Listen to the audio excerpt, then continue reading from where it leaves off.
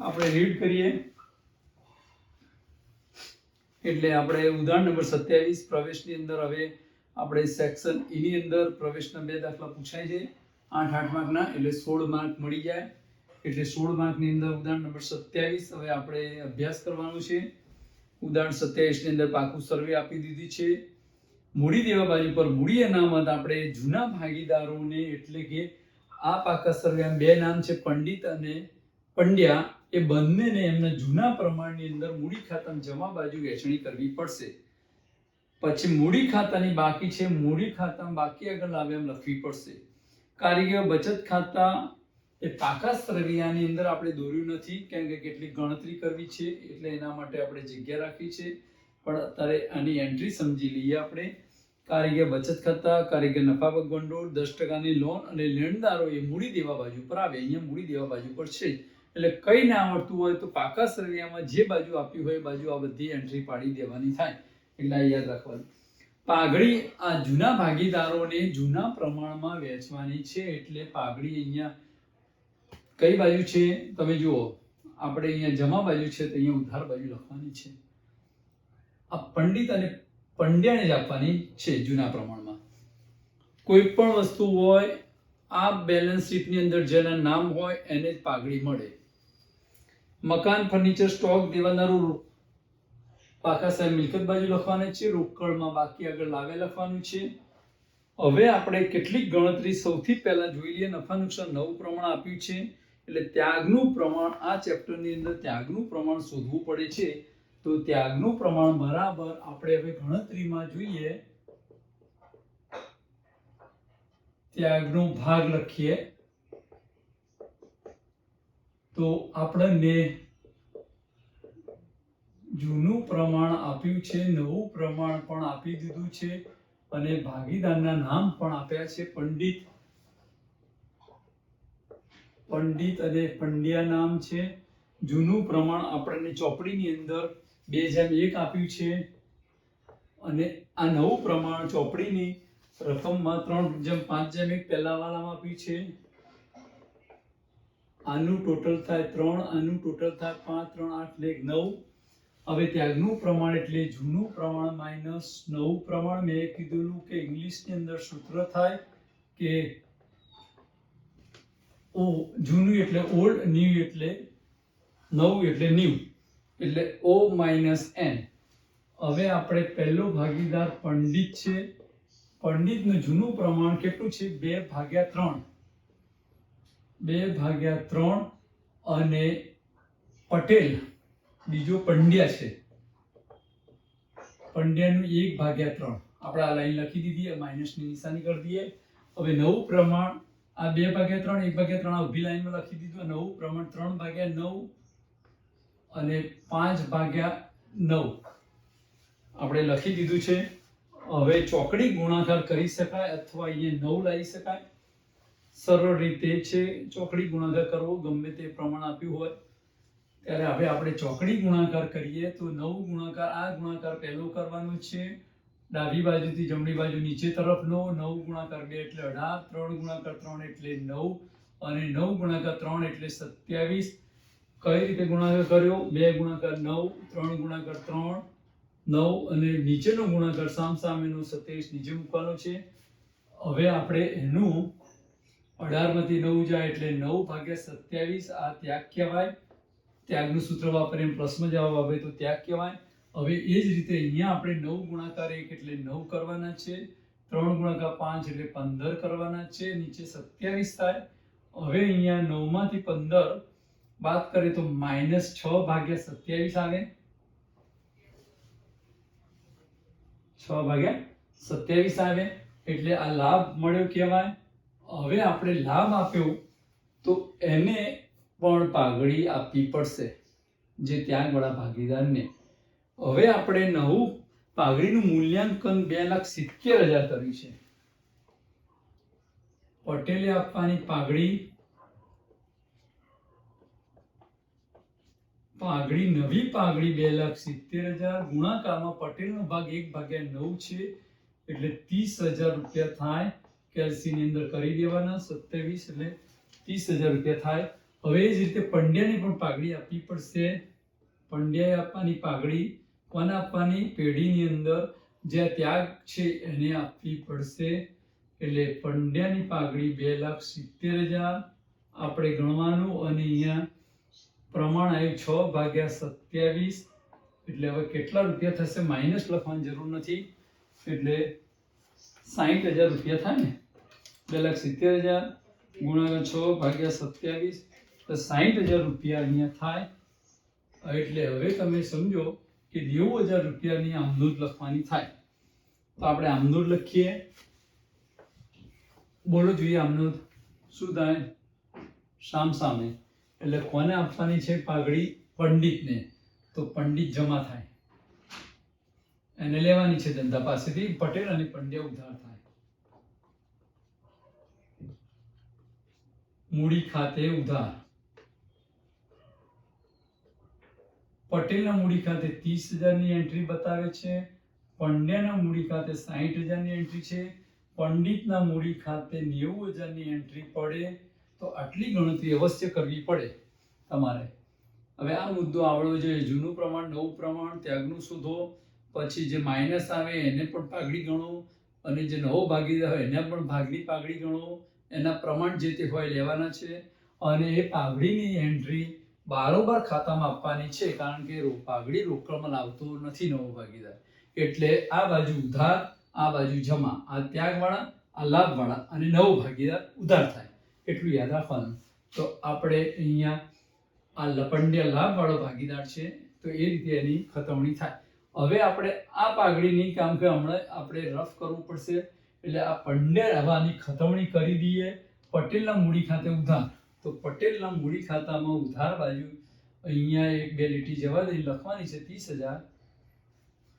અને પંડ્યાના ખાનામાં 60,000 લખવાના છે. અને અહીંયા હવે કોને આપવાની છે? આ પંડિતને. એટલે પંડિતના મૂડી ખાતે લખીશું અહીંયા ડેશ. હવે આ બાજુ આ પંડિતમાં અહીંયા ડેશ કર્યું છે, એટલે પંડિતનું નામ અહીંયા લખવાનું. ડેશ કર્યું છે એટલે પંડિતના ખાનામાં રકમ આવશે. એટલે પંડ્યા અને પટેલ લખવાનું છે. પંડ્યા અને પટેલના મૂડી ખાતે કોને મળશે? અહીંયા ડેશ છે એટલે એના ખાનામાં રકમ આવે. પંડ્યાના ખાનામાં 60,000 અને પટેલના 30,000. આ રીતે પાઘડીની બારોબાર ત્યાગવાળામાં જમા થાય, લાભવાળા અને નવા ભાગીદારમાં ઉધાર થાય. એ યાદ રાખવાનું. તો આ એન્ટ્રી પાઘડીની થઈ. ચોક્કસ ખબર પડી જશે. ફરીથી હું કહી દઉં. કોઈનો લાભ આવે એના ખાતામાં ઉધાર બાજુ લખવાનું, નવો ભાગીદાર છે એના ખાતામાં ઉધાર લખવાની, અને જે ત્યાગવાળો છે એના ખાતે જમા કરવાની. આટલું યાદ રાખશો તો આ પાઘડીનો હવાલો આવડશે. અને હવે આપણે જ્યારે બીજો કોઈ હવાલો છેલ્લો છે 7મા નંબરનો, હવે આપણે પહેલા નંબરનો હવાલો ફિનિશ કર્યો કહેવાય, અને 6 નંબરનો હવાલો ફિનિશ કર્યો કહેવાય. પાઘડીનું 2,70,000નું મૂલ્યાંકન કોઈ જગ્યાએ દર્શાવવામાં આવશે નહીં. હવે પહેલા મૂડી દેવામાંથી એન્ટ્રી પહેલા હવાલાની ટીક કરી દેવાની, કાં તો સૌથી પહેલા હવાલા પતાવી દો. એક પણ વસ્તુ રહી ના જાય. એટલે સૌથી પહેલા આપણા હવાલા શરૂ કરીએ. પટેલ મૂડી ખાતે 50,000 રોકડા લાવશે. બીજા હવાલાની અસર, પહેલો હવાલો આપણે આ પ્રમાણ ગણવા માટે ધ્યાનમાં લીધો છે. બીજો હવાલો પટેલના મૂડી ખાતે પટેલ લાવશે, એટલે રોકડ ખાતામાં લખવું પડશે પટેલના મૂડી ખાતે. પટેલના મૂડી ખાતે 50,000 અને 50,000 અહીંયા પટેલના ખાનામાં જમા લખીશું, અને અહીંયા લખીશું રોકડ ખાતે ડેશ ડેશ. એટલે આ બીજા વાળાની અસર થઈ ગઈ. રોકડમાં ઉધાર, પટેલમાં જમા. લોન પર વ્યાજ ચૂકવવાનું છે 10%ની લોન. તો એનું વ્યાજ આપણને 5,000 રૂપિયા થાય. તો લોન ચૂકવવાનું વ્યાજ આપણો ખર્ચ કહેવાય. એટલે અહીંયા લખવાનું લોનનું વ્યાજ ચૂકવવાનું બાકી 50,000ના 10% એટલે 5,000. અને હવે આપણે અહીંયા બાજુમાં પાકું સરવી પણ દોરી દઈએ, કારણ કે આ એન્ટ્રી હવે તમને ખબર પડી ગઈ હશે.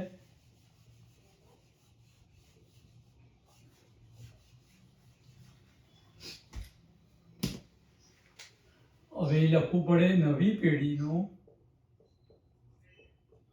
તારીખ. આપણે તારીખ આપી છે 1/4/2016. 1/4/2016 રોજનું પાકું સરવૈયું.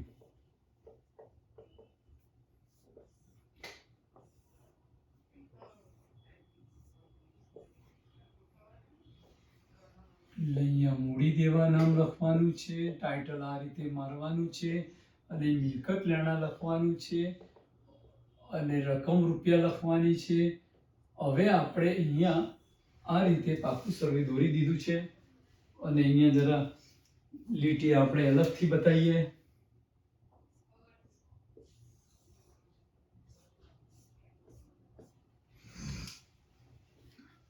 એટલે યાદ રાખો કે બધું આ રીતે એની એન્ટ્રી કરવાની છે, મૂડી દેવા મિલકત લેણા.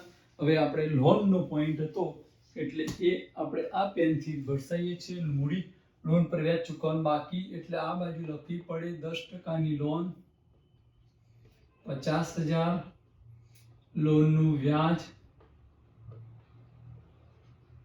ચૂકવવાનું બાકી 5,000, એટલે એ એન્ટ્રી થઈ ગયા વાલાની. પંડ્યા અંગત ખર્ચના ચૂકવેલા 8,000 નફા નુકસાન ખાતે ઉધારેલા છે. તો અહીંયા પાછળ જવાબ આપ્યો નફા નુકસાન ખાતે ઉધાર. તો આ ખાતાનું નામ નફા નુકસાન હવાલા ખાતું, એમ માની લો કે નફા નુકસાન ખાતું છે, ઉધાર કર્યા છે, વિરુદ્ધ અસર આપવી પડે. ઉધાર કીધા છે એટલે નફા નુકસાન ખાતે જમા કરવાના. તો આપણા નફા નુકસાન ખાતું છે, માનો હવાલા ખાતું તો કહેવાય છે આનું નામ. તો આપણે હવે કોનું નામ લખ્યું છે? પંડ્યા. તો એ લખવાનું પંડ્યાના મૂડી ખાતે. મૂડી ખાતે કેટલા રૂપિયા આપે છે? બે હવાલા નંબર 4 માં 8,000. તો 8,000 રૂપિયાની અહીંયા એક અસર કરવાની છે, અને આ પંડ્યાના ખાતા અહીંયા જમા છે એટલે પંડ્યાના ખાતામાં ઉધાર બાજુ 8,000 લખવાના છે, અને ત્યાં લખીશું પુનઃ મૂલ્યાંકન ખાતે. પુનઃ મૂલ્યાંકન ખાતે એ એન્ટ્રી થઈ ગઈ. આ વાલો ફરતી સમજાવો. જો નફા નુકસાન ખાતે ઉધાર્યા છે તો આપણે અહીંયા જમા કર્યા, અહીંયા જમા થાય તો એના મૂડી ખાતામાં ઉધાર થાય. જો બીજી રીતે સમજવું હોય તો અંગત ખર્ચ છે એટલે ઉપાડ કહેવાય. ઉપાડ મૂડી ખાતામાં હંમેશા ઉધાર બાજુ આવે છે, અહીંયા ઉધાર તો પુનઃ મૂલ્યાંકનમાં જમા. પછી પાંચમો હવાલો પુનઃગઠન ખર્ચના 12,000 પંડિતે ચૂકવેલા છે. પુનઃગઠન ખર્ચ એટલે આ ખાતાની અંદર ખર્ચ અને મિલકતમાં ઘટાડો ઉધાર બાજુ આવે છે, નુકસાન ઉધાર બાજુ આવે છે, એટલે પુનઃગઠન ખર્ચ અહીંયા આવવો જોઈએ. એટલે પંડિતે ચૂકવેલા છે એટલે પંડિતના મૂડી ખાતે એવું આપણે લખીશું, અને એની રકમ પાંચમા હવાલામાં આપી છે 12,000. કેટલી હવે? 12,000. આ 12,000 અહીંયા ઉધાર છે, પુનઃમૂલ્યાંકન એટલે એના ખાતામાં જમા બાજુ પંડિત નામ છે એટલે પંડિતમાં 12,000 રૂપિયા લખીશું ડેશ ડેશ, અને અહીંયા લખીશું પુનઃમૂલ્યાંકન ખાતે. પુનઃમૂલ્યાંકન ખાતે 12,000. એટલે હવાલા પાઘડીનો હવાલો આપણો ફિનિશ થઈ ગયો છે. હવે સાતમો હવાલો અત્યારે થશે નહીં, કારણ કે ઉપરના પાકા સર્વેની બધી એન્ટ્રી હવે કરીશું આપણે. આની અંદર બે સ્ટાઇલ છે. હોશિયાર વિદ્યાર્થી હવાલા સ્ટાર્ટ કરે છે, અને જેને થોડું ઓછું ફાવતું હોય આ વાક્યો હવે જે હું એન્ટ્રી કરું એ પહેલા કરી શકાય. એટલે હવે પહેલા જોઈએ મૂડી દેવા બાજુ પર. હવે સમજો વિદ્યાર્થીઓ, તમને ખબર પડવી જોઈએ મૂડી આ બાજુ જમા વાક્યો હોય છે, તો આપણે જમા વાક્યો મૂડી ખાતાની અંદર બાકી આગળ લાવ્યા તરીકે મૂડી લખાય. બાકી આગળ લાવ્યા એટલે હવે એક કામ કરીએ, આપણે આ કાચા સરાયની એન્ટ્રી છે તો અલગ કલરથી બતાવીએ. એટલે બાકી આગળ લાવ્યા, આ જે પેનથી લખી એ કાચા સરાયની એન્ટ્રી છે. 1,30,000 રૂપિયા અને 1,20,000 રૂપિયા. મૂડી અનામતની વહેંચણી કરવાની છે. આપણે અહીંયા મૂડી અનામત પણ લખી દઈએ. મૂડી અનામત ખાતે હવે 21,000 રૂપિયા છે, પણ જૂનું પ્રમાણ 2:1 છે. તો તમને અહીંયા સમજાવું કે 21,000 જૂનું પ્રમાણ 2:1 એટલે એનું સરવાળો 3 થાય. તો 21 સમજો, 21,000 જે રીતે નફો વેચે એ રીતે 2/3. હવે ગુણાકાર કરીએ. 21,000 ગુણાકાર 2/3 એટલે 14,000 રૂપિયા મળે. હવે બીજાનું શોધવાની જરૂર નથી. તો પહેલા બે પ્રમાણ છે એટલે પંડિતના 14,000 રૂપિયા ગણી શકાય, અને 21 માંથી 14 નીકાળી દઈએ એટલે બાકીના તમારે કેટલા વધે? 7,000 વધે ને? 7,000. આપણે પંડ્યાનું પ્રમાણ 1 છે એટલે એના ખાનામાં લખીશું 7000. એટલે આ મૂડી અનામતની એન્ટ્રી આ રીતે વહેંચણી કરી શકાય. હવે આપણે એ પોઈન્ટ જવા દઈએ છે એટલે તમારે યાદ રાખવાનું. હવે આપણે આવશે કારીગર બચત ખાતા. કોઈ હવાલો નથી એટલે પાકા સરવૈયામાં બધું લખવાનું છે. કારીગર બચત ખાતા આ દેવું કહેવાય. અહીંયા દેવા બાજુ છે એટલે 10000.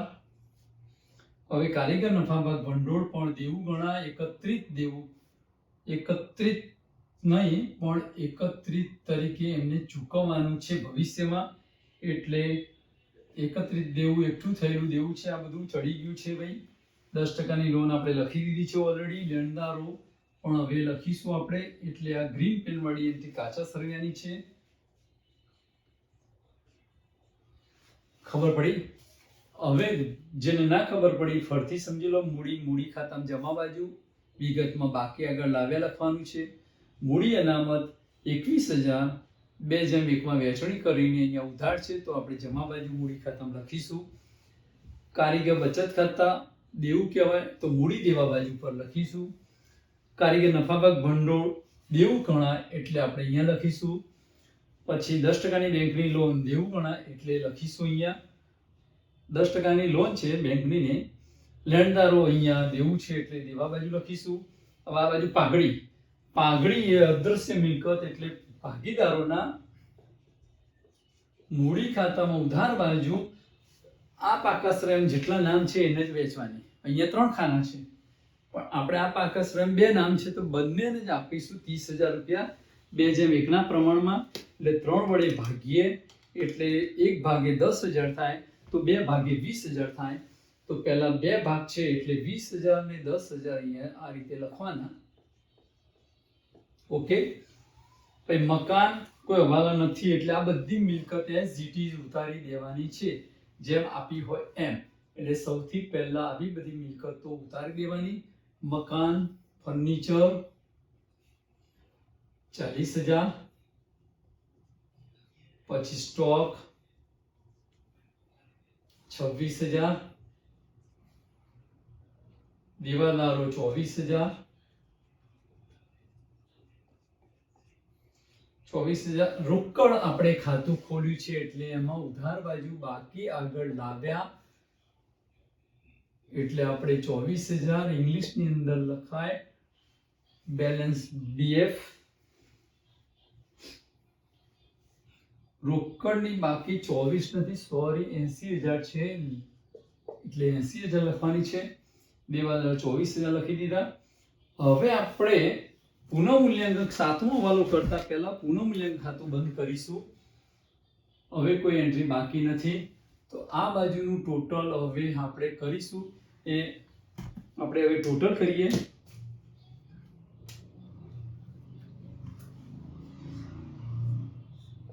સામ સામે સરવાળા 2 લીટી, ઉપર 1 લીટી, નીચે 1 લીટી. 12 નફા 17000 ટોટલ છે. 17000 ઉધાર બાજુ વધુ છે. જમા બાજુ 8000 બાદ કરીએ એટલે આપણને કેટલા મળશે? 9000 રૂપિયા મળશે. આ ખોટ કહેવાય. વહેંચણી પાત્ર ખોટ ગણાય. મૂડી ખાતે લઈ ગયા. વિગતમાં શું લખીશું? મૂડી ખાતે લઈ ગયા. આ બધું સ્પષ્ટ લખવાનું છે. અને કેટલા ભાગીદારને આપવાનું? આ પાકા સરવૈયામાં હોય પંડિત અને પંડ્યા. પંડિત પંડ્યા. ગુણાકારમાં 9000, ગુણાકારમાં 2 ભાગ્યા 3 એટલે 1500. 9000 ગુણાકારમાં 2 ભાગ્યા 3 એટલે 6000 આવશે અને અહીંયા 3000 આવશે. આ જમા બાજુ છે એટલે ઉધાર બાજુ લખીશું. અહીંયા આપણે એ એન્ટ્રી આપણે અહીંયા લખીએ. ખોટ પુનઃમૂલ્યાંકન ખાતે કેટલા રૂપિયા છે ભાઈ? 6000, 3000. બોલો, ખબર પડી ગઈ? આવી રીતના ખાતું બંધ થાય. હવે આપણે આ છેલ્લું મૂડી ખાતા બંધ કરતા પહેલા હવે લાસ્ટ હવાલો આપણે કરવો પડે કેમ કે મૂડી ખાતાનો હવાલો છે. પટેલની મૂડીને પાયા તરીકે રાખીને પંડ્યાની મૂડી, પંડિત અને પંડ્યા બંનેની મૂડી નવા નફાનું પ્રમાણ રાખવી. જરૂરી હવાલા ચાલુ ખાતે કરવા. અહીંયા પાઘડીનો હવાલો મેં અહીંયા કરી દીધો છે. હવે આ બધું ખાતા બંધ કરતા ચાલુ ખાતે લઈ જવાનું. આપણા ઉદાહરણની અંદર જે આ પાઘડી છે આ પંડ્યાની એ આપણે ચાલુ ખાતે નાખેલી છે, એટલે એના કરતા આપણે મૂડી ખાતામાં નાખી દઈએ જવાબ તો મળશે જ. હવે પાયા તરીકે રાખવી એટલે શું? અહીંયા પ્રમાણ, નવું પ્રમાણ હવે તમારે યાદ રાખવાનું છે. નવું પ્રમાણ કેટલું છે?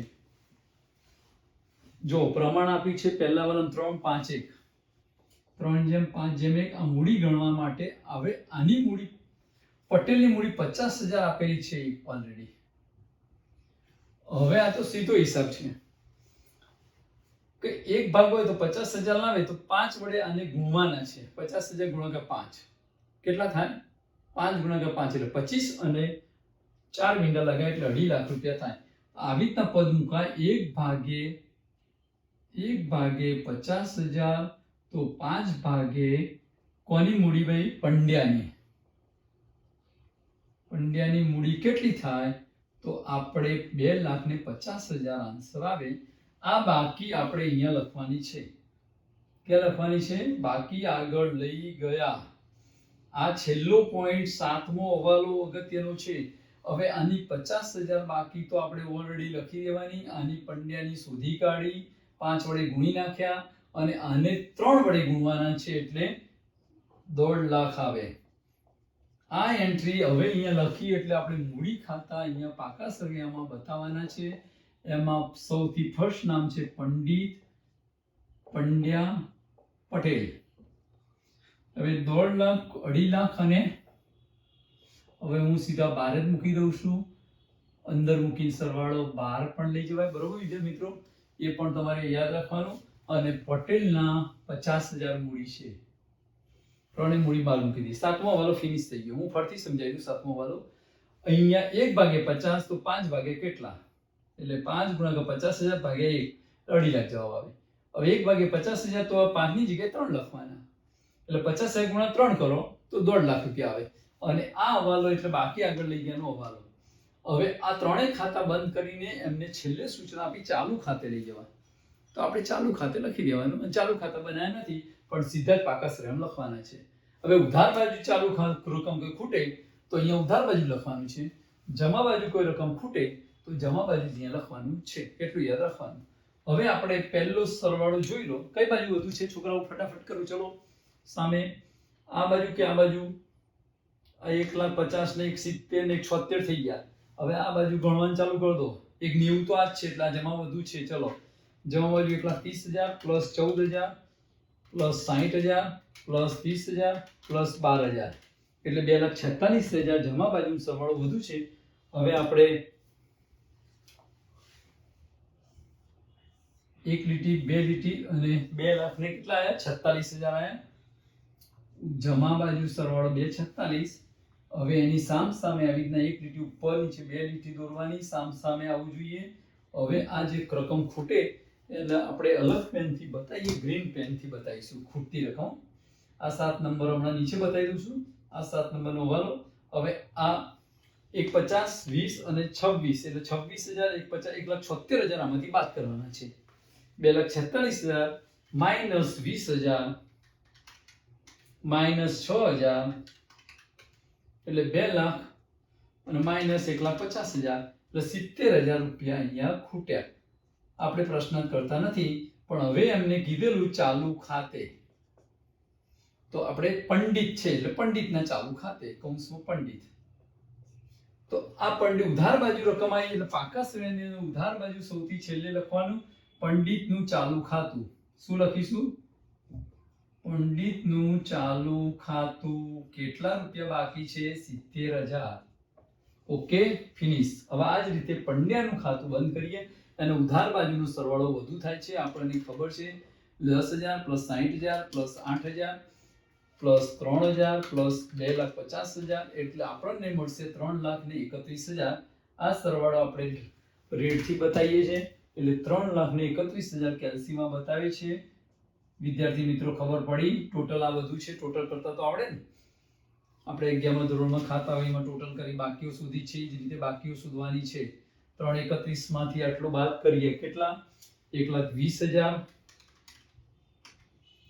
માઇનસ 70,000 70 નથી 7 છે એટલે 2,04,000 2,04,000 એ આપણે ગ્રીન પેનનો ઉપયોગ કરીએ છીએ ખૂટતી રકમ માટે. આ પેન અહીંયા 2,04,000. હવે લખવાનું પંડ્યાનું ચાલુ ખાતું. એમને કીધું છે જો ચાલુ ખાતું ના આપે તો રોકડ ખાતે લખવાનું. હવે ચાલુ ખાતે આપે એટલે પાકા શ્રેમ લખાય. અહીં રોકડ કીધું હોય રોકડ લખ્યું તો ઉધાર તો એ રોકડમાં જમા પંડિતનું નામ લખવાનું. અહીંયા પંડ્યા કીધું જમા બાજુ છે એટલે ઉધાર બાજુ આ પંડ્યાનું નામ લખવાનું. પંડ્યા મૂડી ખાતે આટલા રોકડ બેંક કે તો એ રીતે આમનો રોકડ ખાતું જાય.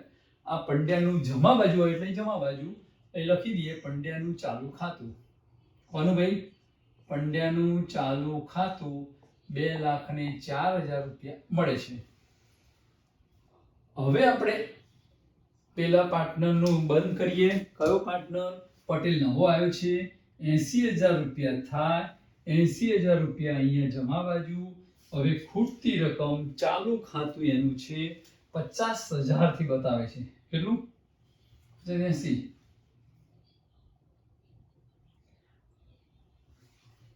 પચાસ નથી 80 થી 50,000 બાદ કરીને 30,000 રૂપિયા બતાવે છે. એટલે અહીંયા બાદ બાકી કરવાની અને અહીંયા લખવાનું પટેલનું ચાલુ ખાતું. પટેલનું ચાલુ ખાતું ઉધાર બાજુ છે એટલે ઉધાર બાકી કહેવાય. એટલે પાકસરે મિલકત લેણા બાજુ આવે પટેલનું ચાલુ ખાતું. ઉધાર સરવાળો વધુ આવે એટલે ઉધાર બાકી કહેવાય. એટલે મિલકત બાજુ આવે. અને આ મેં તમને પહેલા જ કહી દીધું જમા બાજુ આવે તો જમા બાજુ ઉતાર દેવાનું. ઉધાર બાજુ આવે તો ઉધાર બાજુ ઉતાર દેવાનું.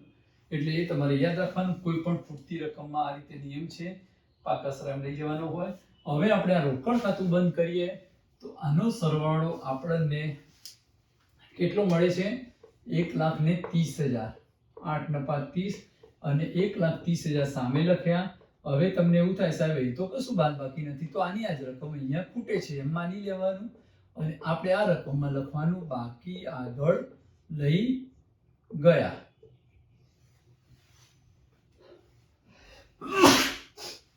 ક્યાં બાકી લઈ ગયા ભાઈ? રોકડ ખાતામાં કઈ બાજુ છે? જમા બાજુ. તો પાકા શ્રેમ જમા બાજુ રોકડ ખાતું જે આપણે ખૂટતી રકમ લાવી દીધી 1,30,000 તો આપણે લખી દીધું. હવે આપણે આ ખાતું બંધ કરીને અહીંયા ગયું. આ ખાતા બંધ કરીને પાકા શ્રેમ ગયા. આ બંને ખાતાનો આન્સર પાકા શ્રેમ ગયો. હવે પાકા શ્રેમની અંદર સરવાળા આપણે ટેલી કરવાના છે. તો ચલો હવે મૂડી દેવા બાજુ પર 1,50,000 પછી 2,50,000 પછી 50,000 પછી 10,000 પછી 12,000 પછી 50,000 પછી 5,000 પછી 57,000 પછી 70,000 એમ કરતા ટોટલ આવ્યું 6,54,000. આપણે ટોટલ આવ્યું 6,54,000 અને અહીંયા સરવાળો 654 થવો જોઈએ. જો ના થાય તો આપણે કંઈક ભૂલ કરી હોય એવું માની લેવાનું. કોઈને એક એન્ટ્રી હવાલાની ના આવડી હોય તો એ વિદ્યાર્થી મિત્રોએ સરવાળા કરવા નહીં. ખાલી પુનઃમૂલ્યાંકન ખાતાનું કરી દેવું. બાકી ટાઈમ વધે અને સાચું પરફેક્ટ હોય તો સરવાળા બાદબાકી કરવા. નહીં તો શું થાય કે આપણી ભૂલ અહીંયા પકડી જાય. એટલે 6,54,000 આવ્યો છે. હવે આની અંદર આટલા પૂરેપૂરા આ બધું ટાઇટલ લખવું પડે. આ રીતે બધું લખશો અને આ રીતે મૂડીની કેલ્ક્યુલેશન કરવાનું છે. આખર બાકીનો હવાલો અને પાઘડીનો 2 જ હવાલા પ્રવેશની અંદર કામના છે. એ 2 હવાલા સારી રીતે તૈયાર કરજો.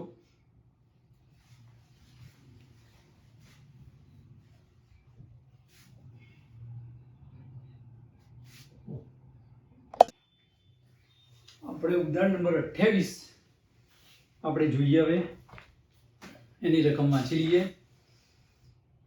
ઉદાહરણ નંબર 28 ભાગીદારીનો પ્રવેશ.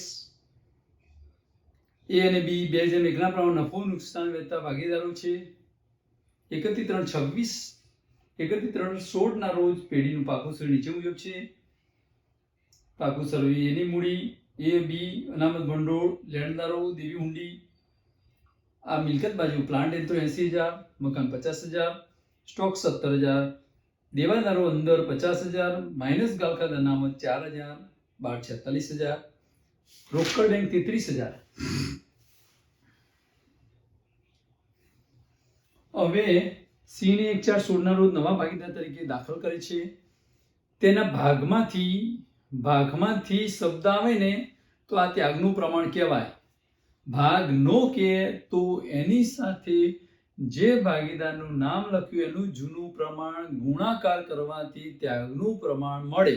ભાગ નો કે ત્યારે ભાગમાંથી એટલે ત્યાગનું પ્રમાણ છે. અહીંયા ત્યાગનું પ્રમાણ આપણે ગણતરી કરીએ તો ત્યાગનું પ્રમાણ હવે શું છે એ આપણે જોઈ લઈએ.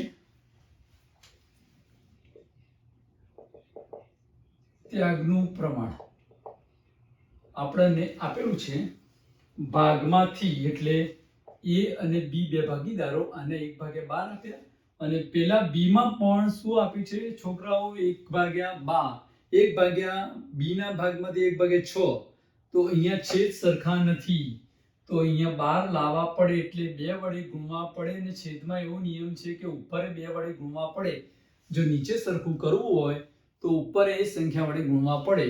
એટલે આપણે અહીંયા 1/12 થયા અને 2 ગુણાકાર 1 એટલે 2 અને 6/12, એટલે હવે એનું પ્રમાણ 3/12 એટલે 1/4. કોનું પ્રમાણ થયું ભાઈ? આ નવા ભાગીદારનું પ્રમાણ થઈ ગયું. એટલે આમાંથી આપણે બે આન્સર મળ્યા.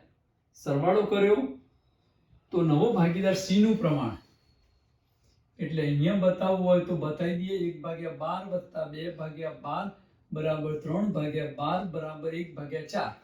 એટલે આપણે અલગથી બતાવીએ તો તમને ખ્યાલ આવે. અને હવે આપણે ત્યાગનું પ્રમાણ 1/2, ત્યાગનો ભાગ 1/2, આટલું ખબર પડી ગઈ હશે તમને. હવે આપણે પાઘડીનો મુદ્દો રોકડમાં લાવશે. 3 નંબરનો હવાલો, પહેલા નંબરનો હવાલો ફિનિશ થઈ ગયો, બીજા નંબરનો હવાલો સૌથી લાસ્ટમાં મૂડી ખાતા બંધ કરીશું ત્યારે થશે, એના પહેલા કરવો પડશે. અને ત્રીજો હવાલો પાઘડી રોકડમાં લાવશે. ત્યાગનું પ્રમાણ આપણે ગણાઈ ગયું છે, બેના છેદ સરખા નતા, એટલે આપણે સરખા કરવા માટે કોઈ ચોક્કસ સંખ્યા વડે ગુણાકાર કર્યો, ઉપર નીચે, બી ને અંદર, તો આપણને ત્યાગનું પ્રમાણ મળી ગયું. એ બંનેના ત્યાગના પ્રમાણનો સરવાળો કરવાથી આપણને શું મળ્યું? નવા ભાગીદાર સી નું પ્રમાણ.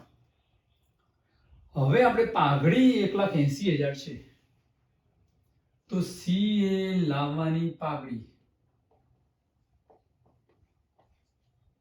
સી એ લાવવાની પાઘડી એટલે કુલ પાઘડીનું મૂલ્યાંકન 1,80,000. આખા પેઢીની પાઘડી છે, એમાંથી સી નો ભાગ કેટલો છે? 1/4, 1/4 એટલે 45,000 આવે. 45 કેવી રીતના આવે? નહીં તો કેલ્સી ની અંદર ઉપયોગ કરવાનો તમારે.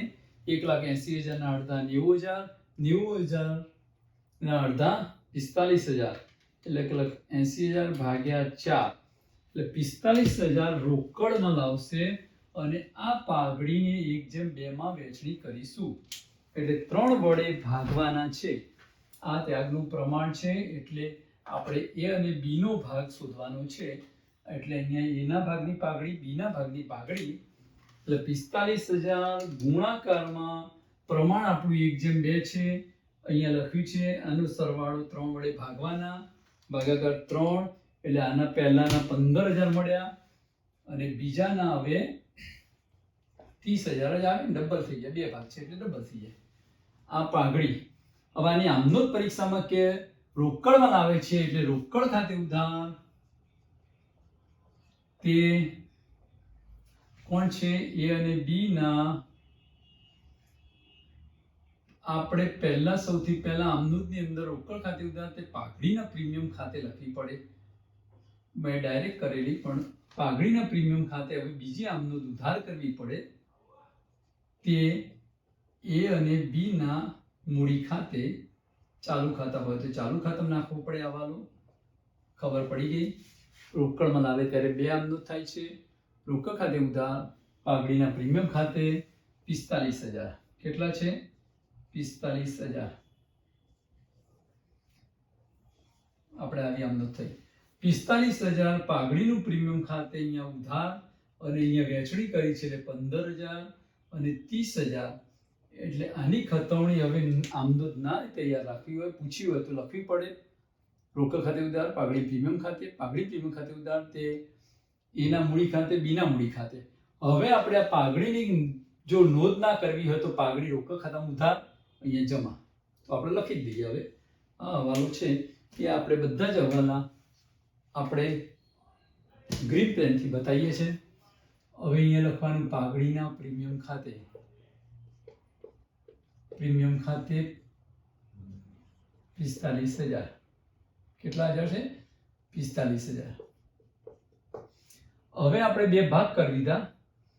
અહીંયા મૂડી ખાતામાં જમા બાજુ પાઘડીના પ્રીમિયમ ખાતે 2 લીટી ઉપર છોડી છે, કારણ કે આપણે કાચા સર્વેની જો એન્ટ્રી બધી બાકી છે, એટલે એના 15,000 અને આના 30,000 આ ત્યાગના પ્રમાણે વેચવાની હોય છે પાઘડી પ્રવેશની અંદર. એટલે આપણે કયા હવાલા પૂરા થયા? હવે આગળ વધીએ. એ નામનો 1 નંબરનો હવાલો, 3 નંબરનો હવાલો ફિનિશ થઈ ગયો. હવે અહીંયા ચોથા નંબરનો હવાલો વાંચીએ. બીજા નંબરનો હવાલો છેલ્લે થશે. ચોથા નંબરનો હવાલો કાયમી મિલકતો પર 10% ઘસારો છે. એટલે કોઈ પણ ચેપ્ટર વાર્ષિક હિસાબનું હોય તો મિલકતમાંથી ઘસારાની રકમ બાદ થાય છે અને આપણે અહીંયા ઉધાર બાજુ દર્શાવવામાં આવે છે. હવે આપણે પાકું સર્વે દોરી દઈએ, કારણ કે આ ગણતરી માટે આપણે જગ્યા હતી. આટલું યાદ રાખજો.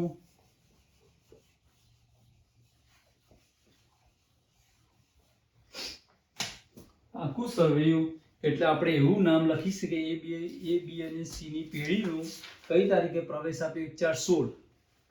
આવું ટાઇટલ પણ લખી શકાય. એ બી સી ની નવી પેઢીનું તારીખ 1/4/2016 ના રોજનું પાકું સર્વેયું.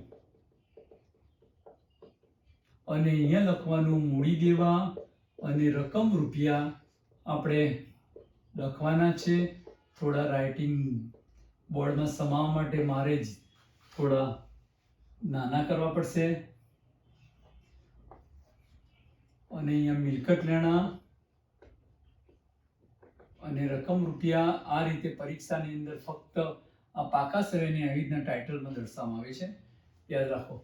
હવે આપણે કાયમી મિલકત પર ઘસારાનો મુદ્દો લઈએ અને ઘસારાનો મુદ્દો હવે કાયમી મિલકતોની નામ લખી દઈએ. કઈ કઈ કાયમી મિલકતો છે? મિલકત બાજુ છોકરા બોલો જોઈએ. મંથન બોલો. પ્લાન્ટ યંત્રો,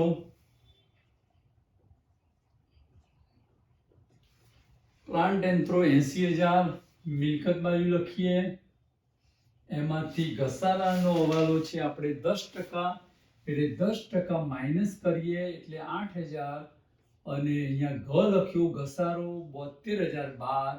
8,000 ની એન્ટ્રી ઘટાડો થયો એટલે મિલકતમાં ઘટાડો થાય તો ઉધાર બાજુ આવે પુનઃમૂલ્યાંકન ખાતામાં. આનું બીજું નામ નાનું હવાલા ખાતું, એ પણ તમારે યાદ રાખવા માટે લખી દઉં છું. પ્લાન્ટ યંત્રનો ઘસારો. પ્લાન્ટ યંત્રો ખાતે કેટલા રૂપિયા લખે છે? 8,000. તો આ એક એન્ટ્રી થઈ ગઈ. અહીંયા કાયમી મિલકત શબ્દ વાપર્યો છે એટલે મિલકત લેણા બાજુ વિદ્યાર્થી મિત્રો તમને કાયમી મિલકત કઈ બીજી દેખાય છે? મકાન. અને એના પછી નીચેની ચાલુ મિલકતો છે. એટલે આ બિન ચાલુ મિલકતો પર ઘસારો આવે. સ્થિર મિલકતો કે આ વાલાની અંદર સ્થિર મિલકતો પર કે કાયમી મિલકત પર કે બિન ચાલુ મિલકત પર કે તો પણ ઘસારો આ બે મિલકત ઉપર ગણવાનો છે. એટલે મકાનની કિંમત 50,000 છે. હવે કોઈ વિદ્યાર્થીને ડાયરેક્ટ 45,012 લખવા હોય તો લખી શકાય, અને પણ અહીંયા 5,000 બતાવવાથી આપણને કોઈ ભૂલ ન થાય. અને હવાલાની રકમ અંદરની જે વચ્ચેની છે એ કહેવાય. એટલે 5,000 રૂપિયા ઘટાડો થયો એટલે આપણું નુકસાન થયું. એટલે પુનઃમૂલ્યાંકન ખાતામાં ઉધાર બાજુ વિગતમાં લખવાનું મકાન ખાતે. હવાલા નંબર આપણને કેટલા નંબરનો પૂરો થયો? 4 નંબરનો. હવે બધા જ દેવાદારો સદ્ધર છે. આ અસર એટલે અહીંયા ગાલખાદ અનામત આપી હોય એ 4,000 રૂપિયા આપી છે.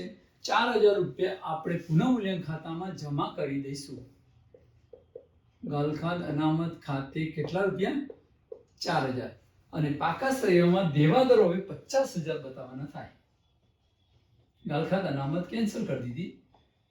જરૂર હતી એટલે દેવાદારો ઘટાડેલા, નથી જરૂર એટલે દેવાદારો વધારી દીધા. એટલે તમારે યાદ રાખવાનું કયા વાળા નંબર ફિનિશ થયો. બધા સદ્ધર બોલો જોઈએ. એન્ટ્રી ક્યાં આવશે? તૈયાર કરી દેવાની છે. ગમે તે હિસાબોમાં આવે તો આ જ અસર થાય. ખબર પડી ને?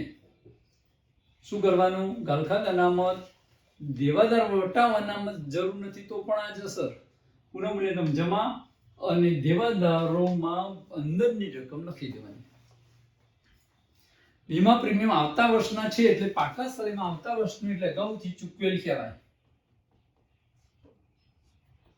અગાઉથી ચૂકવેલ વીમા પ્રીમિયમ મિલકત બાજુ આવે એટલે આપણને ખબર છે કે પુનઃમૂલ્યાંકન ખાતામાં જમા બાજુ આવે.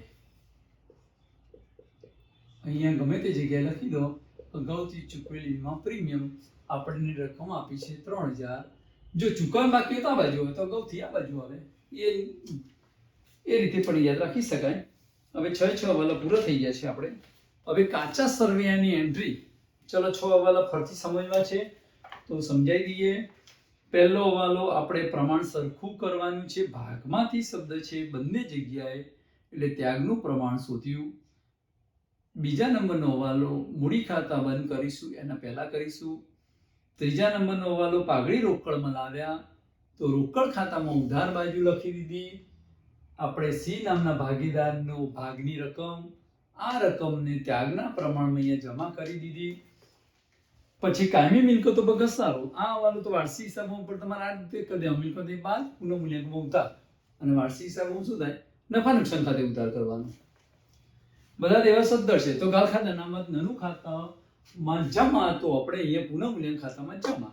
અને બીજી અસર દેવાદારો પૂરેપૂરી રકમ બતાવવાની 50,000 અંદરની રકમ. વીમા પ્રીમિયમ આવતા વર્ષના છે એટલે અગાઉથી ચૂકવેલ કહેવાય તો અગાઉથી ચૂકવેલ મિલકત બાજુ આવે અને પુનઃમૂલ્યાંકન ખાતાની અંદર જમા બાજુ આવે. આ હવાલો વાર્ષિક હિસાબોમાં હોય તો નફા નુકસાન ખાતાની ઉધાર બાજુ વીમા પ્રીમિયમમાંથી બાદ થાય. હવે આપણે કાચા સરવૈયાની એન્ટ્રી કરી દઈએ. હવે એના માટે આપણે બ્લેક પેનથી બ્લુ પેનથી લખીએ. કાચા સરવૈયાની એન્ટ્રી બ્લુ પેનથી એટલે તમને ખ્યાલ આવે. તો સૌપ્રથમ મૂડી દેવા બાજુ મૂડીની એન્ટ્રી કઈ બાજુ આવશે વિદ્યાર્થી મિત્રો? અહીંયા ઉધાર છે તો જમા. મૂડી ખાતાની અંદર જમા. બાકી આગળ લાવ્યા.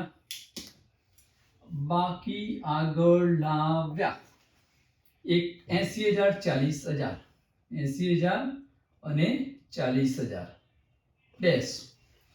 અનામત ભંડોળ હમણાં વેચ્યું મૂડી અનામત એ જ રીતે વેચવાનું છે. અનામત ભંડોળ ખાતે એવું લખવાનું છે પણ જગ્યા અભાવ છે થોડો. 21,000 ને 2:1 ના પ્રમાણમાં વેચવાનું છે. 21,000 લખ્યા, ગુણાકારમાં 2 કર્યા, ભાગાકારમાં 3 કર્યા એટલે આપણે 14,000 રૂપિયા આવશે. એટલે એનું પ્રમાણ 2 છે એટલે એનું 14,000 રૂપિયા આવે. અને બીજાનું 21 છે એટલે 21 માં 14 જાય એટલે 7,000 આવે. પછી લેણદારો દેવી ઊંડી દેવા કહેવાય એટલે કોઈ પણ હિસાબોની અંદર મૂડી દેવા બાજુ પર આ એન્ટ્રી લખી દેવાની. અમુક છોકરાઓ બીજા બધા ખાતામાં લખતા હોય છે. વ્યાપાર ખાતામાં લખે, નફા નુકસાનમાં લખે. એવું લખવાનું નથી, અહીંયા જ લખવાના છે. આ યાદ રાખો જેને બિલકુલ ના આવડતું હોય એમને. 75,000 10,000 આ તો તમે જરા યાદ રાખવાનું શીખો. મોબાઈલમાં કેટલું બધું તમે યાદ રાખો કે અહીંયા જવાનું, આ કરવાનું, આ કરવાનું. હવે પ્લાન્ટ યંત્રોની કિંમત આપણે લખાઈ ગઈ છે. હવાલો હતો એટલે મકાનનો હવાલો તો મકાન લખાઈ ગયું છે. સ્ટોકનો હવાલો નથી એટલે આપણે સ્ટોક કાચા સરવૈયાની જે એન્ટ્રી આપી છે 17,000 આપણે લખી દઈએ. આ બ્લુ પેને કાચા સરવૈયાની એન્ટ્રી છે. આ પાકું સરવૈયું કે કાચું સરવૈયું માનો તે. દેવાદારો લખાઈ ગયા છે. રોકડ બેંક બાકી આગળ લાવ્યા તરીકે લખવામાં આવે છે. કેટલા રૂપિયા છે? 33,000. રોકડ બેંકમાં 33,000. હવે આપણે પુનઃમૂલ્યાંકન ખાતું બંધ કરવાનું છે તો 8 અહીંયા 13,000. તો હવે આપણે એ બંધ કરવા માટે હવે સરવાળા કરવાના છે. ઉધાર બાજુ વધુ છે, અહીંયા 7 છે, અહીંયા 13 છે. તો આપણે બંધ કરવા માટે હવે બંધ કરીએ. સામ સામે સરવાળા આ રીતે લીટી દોરવાની. સામ સામે ઉપર એક લીટી, નીચે 2 લીટી. 8 ને 5 13,000.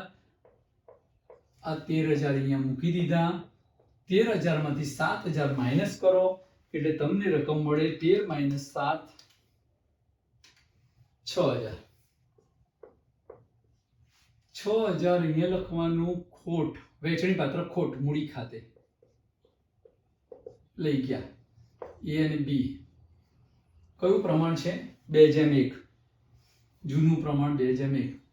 એટલે 6000 ગુણાકારમાં 2 ભાગ્યા આનો સરવાળો 2:1 નું એટલે 3 થાય, 3 વડે ભાગ્યા એટલે 4000 માંથી 6000 માંથી 4000 બાદ કરો 2000 આમાં ગયો. અહીંયા જમા છે એટલે આપણે ઉધાર બાજુ આ એન્ટ્રી લખીશું. અહીંયા લખીશું પુનઃ મૂલ્યાંકન ખાતે ખોટ. શું કહેવાય? ખોટ. કેટલા હજાર? 4000 2000. ઓકે. હવે આપણે પ્રમાણસર મૂડી લાવશે બીજા નંબરનો હવાલો. હવે પ્રમાણસર એટલે શું? એની ગણતરી આપણે કરવી પડે. એના માટે આપણે જગ્યા જોઈશે એટલે આપણે આ જગ્યાનો ઉપયોગ કરીએ. આમાં એન્ટ્રી હવે કોઈ આવવાની નથી એટલા માટે આપણે આ નીકાળી દઈએ છીએ. હવે અહીંયા તમને બરોબર સમજાઈએ કે પ્રમાણસર મૂડી લાવશે. હવાલા નંબર 2. હવાલા નંબર 2 પ્રમાણસર મૂડી કેવી રીતે ગણાય એ યાદ રાખજો. આ વખતે પૂછાવાની પૂરેપૂરી શક્યતા છે. હવે આપણને પ્રમાણ હતું તમને ત્યાં આપણે જો આગળની વર્કિંગ નોટ્સ એની અંદર આપણે પ્રમાણ લખેલું. કેટલું લખેલું એ હું તમને કહી દઉં કે આપણે ત્યાગનું પ્રમાણ 1/12 અને 2/12 હતું એટલે 3/12 હતું એટલે 1/4 થયેલું સમજી લો. તો 1/4 નવા ભાગીદારનું છે તો બાકીના ભાગીદારનું પ્રમાણ કેટલું થાય? બાકીના ભાગીદારનું પ્રમાણ, બાકીના ભાગીદારનો ભાગ પેલો 1 માંથી 1/4 બાદ કરીએ એટલે 3/4 થાય. 4 માંથી 1 બાદ કરો એટલે લખી દેવાનું ઉપર. 4 × 4, 4 માંથી 1 જાય એટલે 3, અથવા 4 માંથી 1 બાદ કરો એટલે 3 લખી દેવાના. હવે આપણે પદ મૂકવાનું 3/4 આપણે કુલ એ અને બી ની મૂડી હવે કેટલી લેવાની છે આ બધાનો સરવાળો કરવાનો છે. એ હું સરવાળો અહીંયા સાઈડમાં બતાવી દઉં છું કે 80000, 14000, 15000, 40000, 7000 અને 30000 અને -4000, 2000, -4000 -2000 આ રકમ આવે અહીંયા મૂકી દેવાની છે. હવે આપણે સરવાળો કરી જોઈએ. 80000 + 14000 + 15000 + 40000 + 38000 ભેગા લીધા બંનેના, -6000 ભેગા કર્યા એટલે 1,80,000 આવ્યા. આ 1,80,000 રકમ આવી ને એ હવે આપણે અહીંયાથી મૂકવાની છે. 1,80,000 હવે 1/4 કેટલી મૂડી આ રીતે શોધવાનું. એટલે આ બે રકમનો સરવાળો કરીને આ બે રકમ બાદ કરો તો 1,80,000 થાય. હવે આ 4 ઉડી ગયા એટલે આપણે 1,80,000 ભાગ્યા 3, આ 4 કટ થઈ ગયા એટલે 3 વડે ભાગવાના છે એટલે 60,000 આવે પ્રમાણસર મૂડી. ઓકે. કેલ્સીની અંદર ગણી લેવાનું. 1,80,000 ભાગ્યા 3 એટલે 60,000. 60,000 મૂડી લાવશે એટલે એની એન્ટ્રી ક્યાં આવશે? એટલે આપણે બતાવીએ કે રોકડમાં લાવે છે એટલે સી ના મૂડી ખાતે અહીંયા લખવાનું. સી ના મૂડી ખાતે 60,000 અને 60,000 મૂડી ખાતામાં જમા લખવાના અને અહીંયા રોકડ ખાતે લખી દેવાનું. હવે આપણે આ ખાતા બંધ કરવાના. છેલ્લા હવાલામાં હવે બીજો હવાલો બાકી હતો એટલે થઈ ગયો. હવે બાકી આગળ લઈ ગયા શોધવાની. આપણે બાકીઓ હવે લાલ પેનથી શોધીશું અહીંયા સામસામે. હવે છેલ્લાનો સરવાળો 60,000 થઈ ગયો ઓલરેડી. આની અંદર તો બધા જમા સરવાળો વધુ હશે. 40, 70, 77,000. અહીંયા 5 ને 4 9,000, 1 ને 1 2, 8 ને 2 10. જો ભાઈ કદાચ આડાવડી રકમો લખી હોય તો તમારે 80,000 + 14,000 + 15,000 એટલે 1,09,000 ઓકે છે. 40 ને 7 47, બે ભેગા લીધા 30,000, 77,000 ઓકે છે.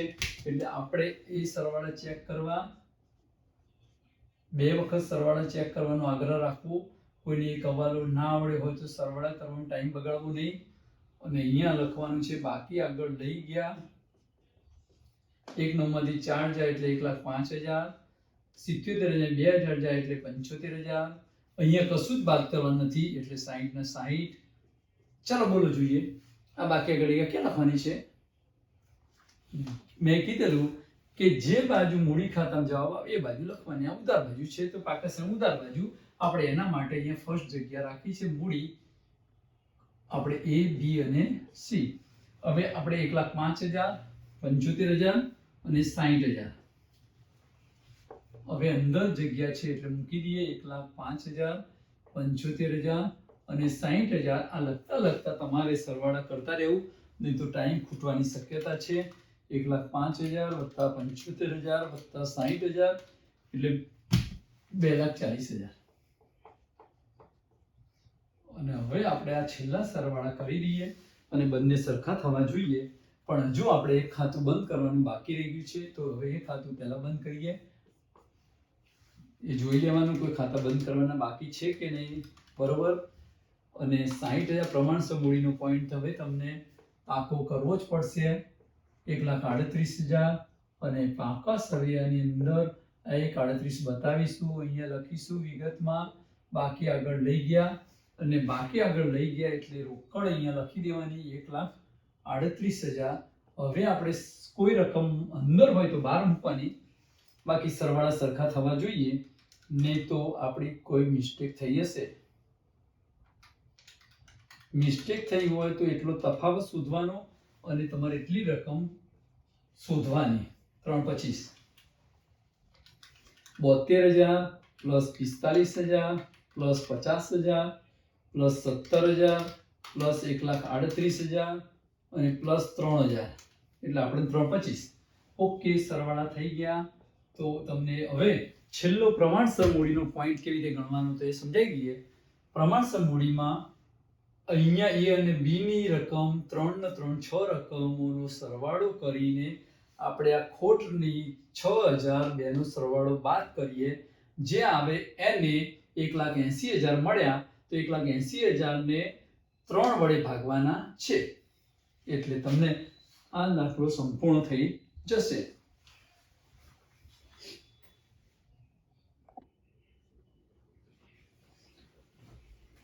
આપણે હવે પાર્ટ 2 નું શેરમૂડીનું ચેપ્ટર શીખવા જઈ રહ્યા છીએ.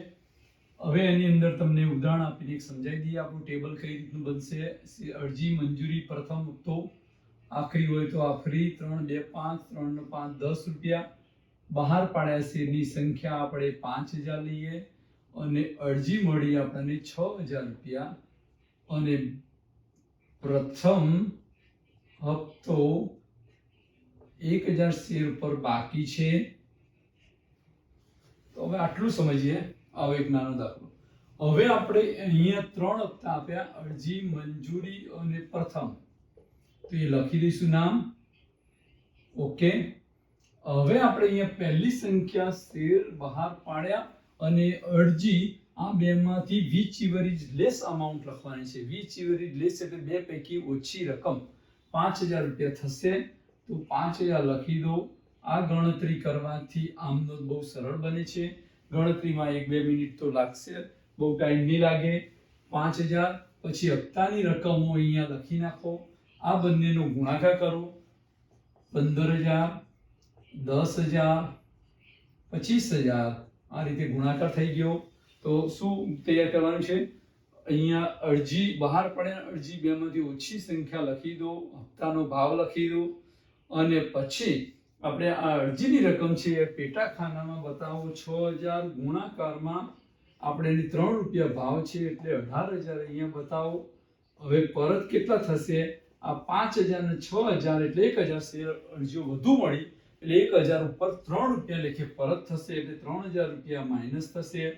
આટલું કાર્ય થઈ ગયા પછી 15,000 આવ્યો. અહીંયા પણ 15,000 છે અને આ પણ 15,000 છે. આ જ 15,000 આપણે અહીંયા લખ્યા. આ અહીંયા ઉતારો. આ ઉતારવાના ચોક્કસ છે. અહીંયા વધુ આવી શકશે રકમ, પણ અત્યારે આ ઉતારી દેવાની. વધુ આવે તો આમાંથી આ બાદ કરી આગળ લખવાની છે. હવે આપણે પ્રથમ હપ્તો 1,000 પર ભર્યો નથી તો પ્રથમ હપ્તાના 5 રૂપિયા છે તો આપણે અહીંયા લખવાની 1000 ગુણાકારમાં 5 એટલે -5000. હવે આપણે નીચે આ 15 માંથી 15 નીકળી ગયા, 10 ના 10 ટોટલ, અને 25 માંથી 5 જાય એટલે 20000. તો આપણને આ બરોબર અભ્યાસ કરજો.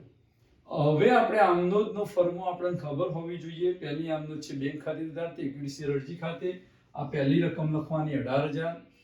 બીજી આમનોંધ છે ઇક્વિટી શેર અરજી ખાતે ઉધાર 18000 તે બેંક ખાતે. આ બગડો અહીંયા લખ્યો છે એટલે આ બે રકમો આપણે જમા કરવાની છે. તે બેંક ખાતે આ રકમ ઓલવેઝ બેંક ખાતે લખવાની અને આ રકમ શેર મૂડી ખાતે લખવાની છે. હવે આપણે ત્રીજી આમનોંધમાં અહીંયા 3 કરીએ, અહીંયા 4 કરીએ, અહીંયા 5 લખીએ, અહીંયા 6 લખીએ તો આ રીતે 6 આમનોંધ થાય. એટલે તમારે રકમ મળી ગઈ ત્રીજી આમનોધની. કઈ આમનોધ થાય? ઇક્વિટી શેર મંજૂરી ખાતે ઉધાર તે શેર મૂડી ખાતે. ચોથી આમનોધની રકમ મળી ગઈ, બેંક ખાતે ઉધાર તે ઇક્વિટી શેર મંજૂરી ખાતે. પાંચમી આમનોધ ઇક્વિટી શેર પ્રથમ હપ્તા ખાતે ઉધાર તે શેર મૂડી ખાતે. છઠ્ઠી આમનોધની રકમ મળી બેંક ખાતે ઉધાર તે પ્રથમ હપ્તા ખાતે.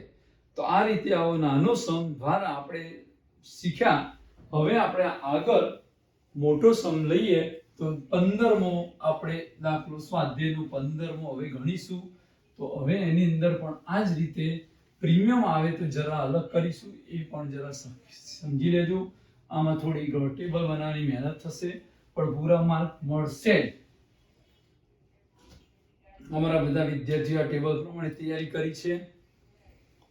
હવે આપણને અહીંયા લખ્યું છે કે રકમ વાંચીએ. વલસાડની રુસ્તમ લિમિટેડ કંપનીએ 10 નો 1 એવા 2,40,000 ઇક્વિટી શેર દીઠ 70 ના પ્રીમિયમે બહાર પાડ્યા. શેર દીઠ નીચે મુજબ રકમ મંગાવવામાં આવી હતી. અરજી સાથે 38 રૂપિયા, કૌંસમાં લખ્યું 35 રૂપિયા પ્રીમિયમ સહિત. મંજૂરી વખતે 28, કૌંસમાં લખ્યું 25 પ્રીમિયમ સહિત. આખરી હપ્તો 14, કૌંસમાં લખ્યું 10 પ્રીમિયમ સહિત. જહાંગીરે ધારણ કરેલા 2000 શેર પર મંજૂરીના આખરી હપ્તાની રકમ સિવાય, એટલે એ લોકોએ 2 હપ્તા ભર્યા નથી. યોગ્ય કાર્યવાહી કર્યા બાદ જપ્ત કર્યા. શેર જપ્ત કરેલા શેર 40% પ્રીમિયમે જોસેફને ફરી વેચ્યા. તો આપણને ખબર છે કે 2,40,000 શેર બહાર પાડ્યા છે અને અરજી પણ એટલી જ મળી છે. તો આપણે અહીંયા 15મો નંબર પહેલા તો કોષ્ટક બનાવીએ. કોષ્ટકની અંદર આપણને આવશે અરજી, મંજૂરી અને આખરી હપ્તો નામ છે અહીંયા ત્રીજા હપ્તાનું. હવે અહીંયા શેરની સંખ્યા મેં કીધેલું, અહીંયા તો એક જ સંખ્યા આપી છે બહાર પાડેલી એટલે 2,40,000 સંખ્યા આપી દીધી. 2,40,000 આપણે લખી દઈએ. હવે એનો શેર દીઠ ભાવ જે છે એ લખવાનો છે એક શેરનો. હવે 35 રૂપિયા પ્રીમિયમ છે. પ્રીમિયમ થોડું અલગથી કૌંસમાં બતાવ્યું. આમાં 25 રૂપિયા પ્રીમિયમ બતાવી દઈએ અને આમાં 10 રૂપિયા પ્લસ પ્રીમિયમ બતાવી દઈએ. તો હવે 38 ને 35 જાય એટલે 3 રૂપિયા શેર મૂડીના, 28 ને 25 જાય એટલે 3 રૂપિયા અને અહીંયા 4 રૂપિયા. આ રીતે અલગ થોડું ગણતરી બતાવવાની છે.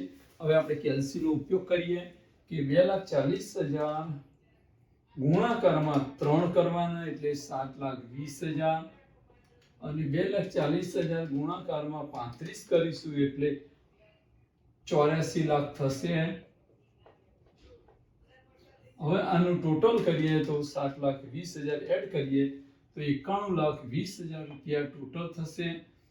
હવે અહીંયા પણ એવી જ ગણતરી કરવાની છે એટલે 3 રૂપિયા ભાવ છે એટલે 7,20,000 થશે. 25 રૂપિયા સાથે 2,40,000 નો 25 સાથે ગુણાકાર કરીએ એટલે 60 લાખ થશે. 60 લાખ એટલે 67 લાખ. આ બંનેનો આપણે સરવાળો કરીશું. 67,20,000 બરોબર મિત્રો ખબર પડી ને? આપણે હવે 2,40,000 બોલો જોઈએ આગળની રકમ. 2,40,000 ગુણાકાર કેટલા? 4 રૂપિયા. તો 4 રૂપિયા એટલે કે 9,60,000 થાય અને 10 રૂપિયા સાથે ગુણાકાર કરીએ તો 24 લાખ રૂપિયા થાય. વત્તા 24 લાખ ગણીએ તો આપણને 33,60,000 મળશે. તો આટલી ગણતરી કરવાથી તમારે કેટલી આમદનીની રકમ મળી? પ્રીમિયમ અલગ આપણે લખવાનું છે. અહીંયા પ્રીમિયમનું નામ છે જામીનગીરી પ્રીમિયમ. હવે અહીંયા અરજી કેટલી મળી? આટલી ને આટલી જ મળી છે, આમાં બીજી વધારાની આપી નથી. એટલે 2,40,000 ગુણાકારમાં 38 રૂપિયા 35 3 38 એટલે 91,20,000 જ થશે. આ જ રકમ અહીંયા માઇનસ કરવાની છે 91,20 એટલે આપી ના હોય તો આ ના લખો તો પણ ચાલે, સીધા બાદ કરી દો તો પણ ચાલશે. હવે રકમની અંદર આગળ વધીએ કે જહાંગીરે ધારણ કરેલા 2000 શેર પર મંજૂરીની રકમ. આ મંજૂરીના ખાનામાં આપણને જે અહીંયા 2000 ગુણાકારમાં મંજૂરી રકમ 28 રૂપિયા છે, 28 ગુણાકાર 2 એટલે 56,000 રૂપિયા બાકી મંજૂરીમાં આવશે. એટલે વાત કરી દીધા. 2000 ફરતી સમજાવું. 2000 રૂપિયા મંજૂરીમાં બાકી છે, 25 ને 3 28 રૂપિયા લેખે રકમ એટલે 56,000 રૂપિયા આપણે અહીંયા લખવાના છે, માઇનસ કરવાના છે. અને આખરી હપ્તામાં પણ 14 રૂપિયા છે અને 2000 ગુણાકારમાં 14, અહીંયા 2000 લખવા હોય તો લખી શકાય, ગુણાકારમાં 14 એકદમ નાની રકમ થી લખીશું આપણે. 14 ગુણાકારમાં 2 એટલે 28,000. હવે આપણે ફાઇનલ નીચે આન્સર લઈએ બાકીનો 67,20,000 માઇનસ 56,000 એટલે આપણને મળશે અહીંયા 66,64,000. અને હવે બાજુમાં આન્સર મળશે 33,60,000 માઇનસ 28,000. કંપની છે ને એટલે ભાઈ રકમ મોટી આવવાની, 33,32,000. તો આટલી આપણે સરવાળો બાદબાકી અહીંયા કરી દીધી. હવે આપણે ક્રમ, આ પહેલો નંબર, આ બીજો નંબર, પણ બીજા નંબરનો પ્રીમિયમ યાદ રાખવાનું છે. એ તમારે અહીંયા પહેલો બીજો મળી ગયો, અહીંયા ત્રીજા નંબરની આમનોંધ છે, આ ચોથા નંબરની ક્રમની, આ પાંચમા નંબરના ક્રમની રકમ છે અને છઠ્ઠા નંબરની આમનોંધની રકમ છે. તો આટલું કાર્ય કરવાનું છે. એટલે ગુણાકાર કરી દીધા. જો આટલું ટેબલ ખબર પડી જાય, આની પ્રેક્ટિસ પુષ્કળ કરજો. હવે રુસ્તમ લિમિટેડના ચોપડે આમનોંધ આપણે પરીક્ષાની અંદર ટાઇટલ લખવાનું આવે. રુસ્તમ લિમિટેડના ચોપડે આમનોંધ તો આપણે હવે ગ્રીન પેનનો ઉપયોગ કરીએ. રુસ્તમ, શું નામ છે ભાઈ? રુસ્તમ લિમિટેડની શેર મૂડીની આમનોંધ એવું પણ લખી શકાય.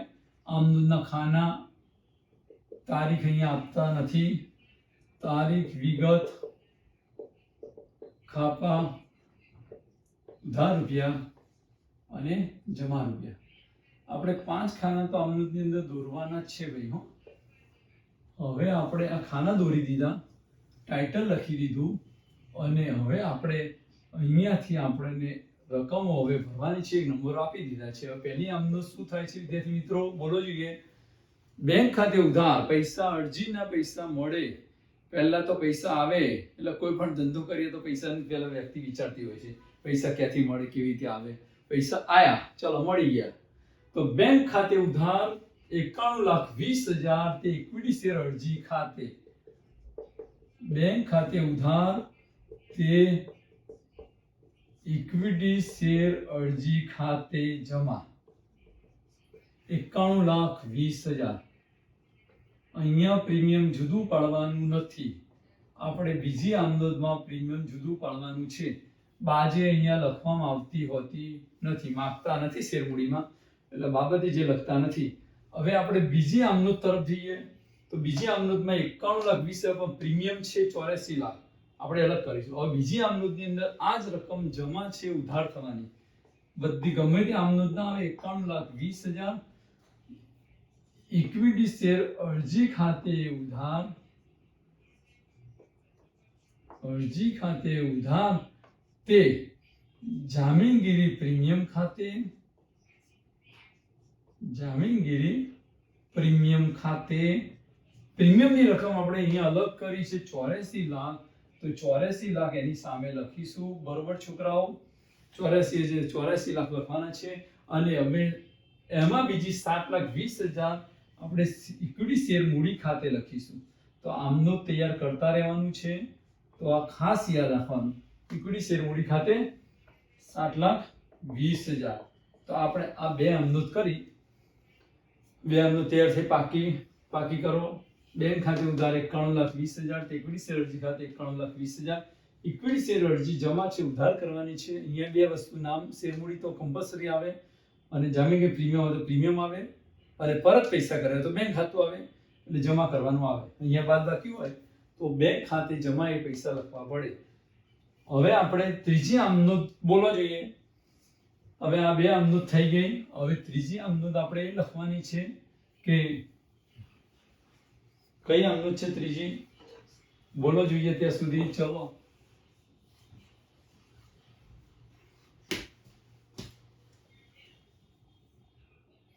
ત્રીજી આમનોંધની રકમ થાય આપણને 67,20,000.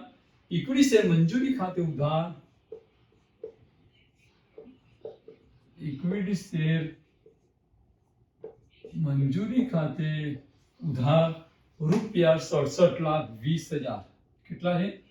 67,20,000. હવે ત્રીજી આમનોંધની અંદર જ આપણે આ પ્રીમિયમ લખવાનું છે. તે જામીનગીરી પ્રીમિયમ ખાતે, જામીનગીરી પ્રીમિયમ ખાતે રૂપિયા 60 લાખ લખીશું. બરોબર, અહીંયા પ્રીમિયમની મેં આંગળી બતાવી છે. 60 લાખ રૂપિયા અહીંથી આવવાના છે, એટલે 60 લાખ રૂપિયા જમા ખાનામાં લખીશું. અને હવે બાકીની રકમ છે ઇક્વિટી શેર મૂડી ખાતે લખીશું.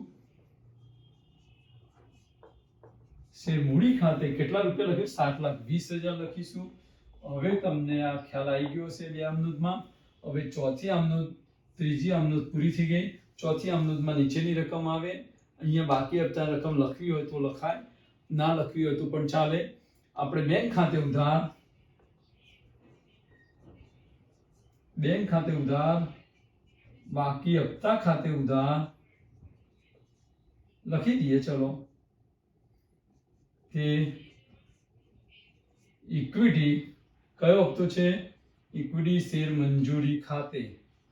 તો આ તમારે યાદ રાખવાનું છે. બાકી હપ્તામાં 56,000 રૂપિયા આવશે.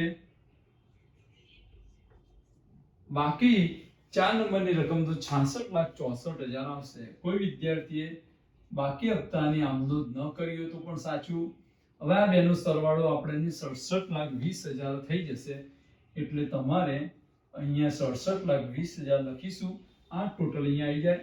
બાકી હપ્તા ના લખ્યા હોય તો 66,64,000 લખીશું. ના લખો તો પણ ચાલે છે, લખો તો પણ આ રીતે લખાય. એટલે આ 4 આમનોંધ આ રીતે સમાપ્ત થઈ ગઈ. હવે આપણે પાંચમી અને છઠ્ઠી તૈયાર રાખો. ચલો, ત્યાં સુધી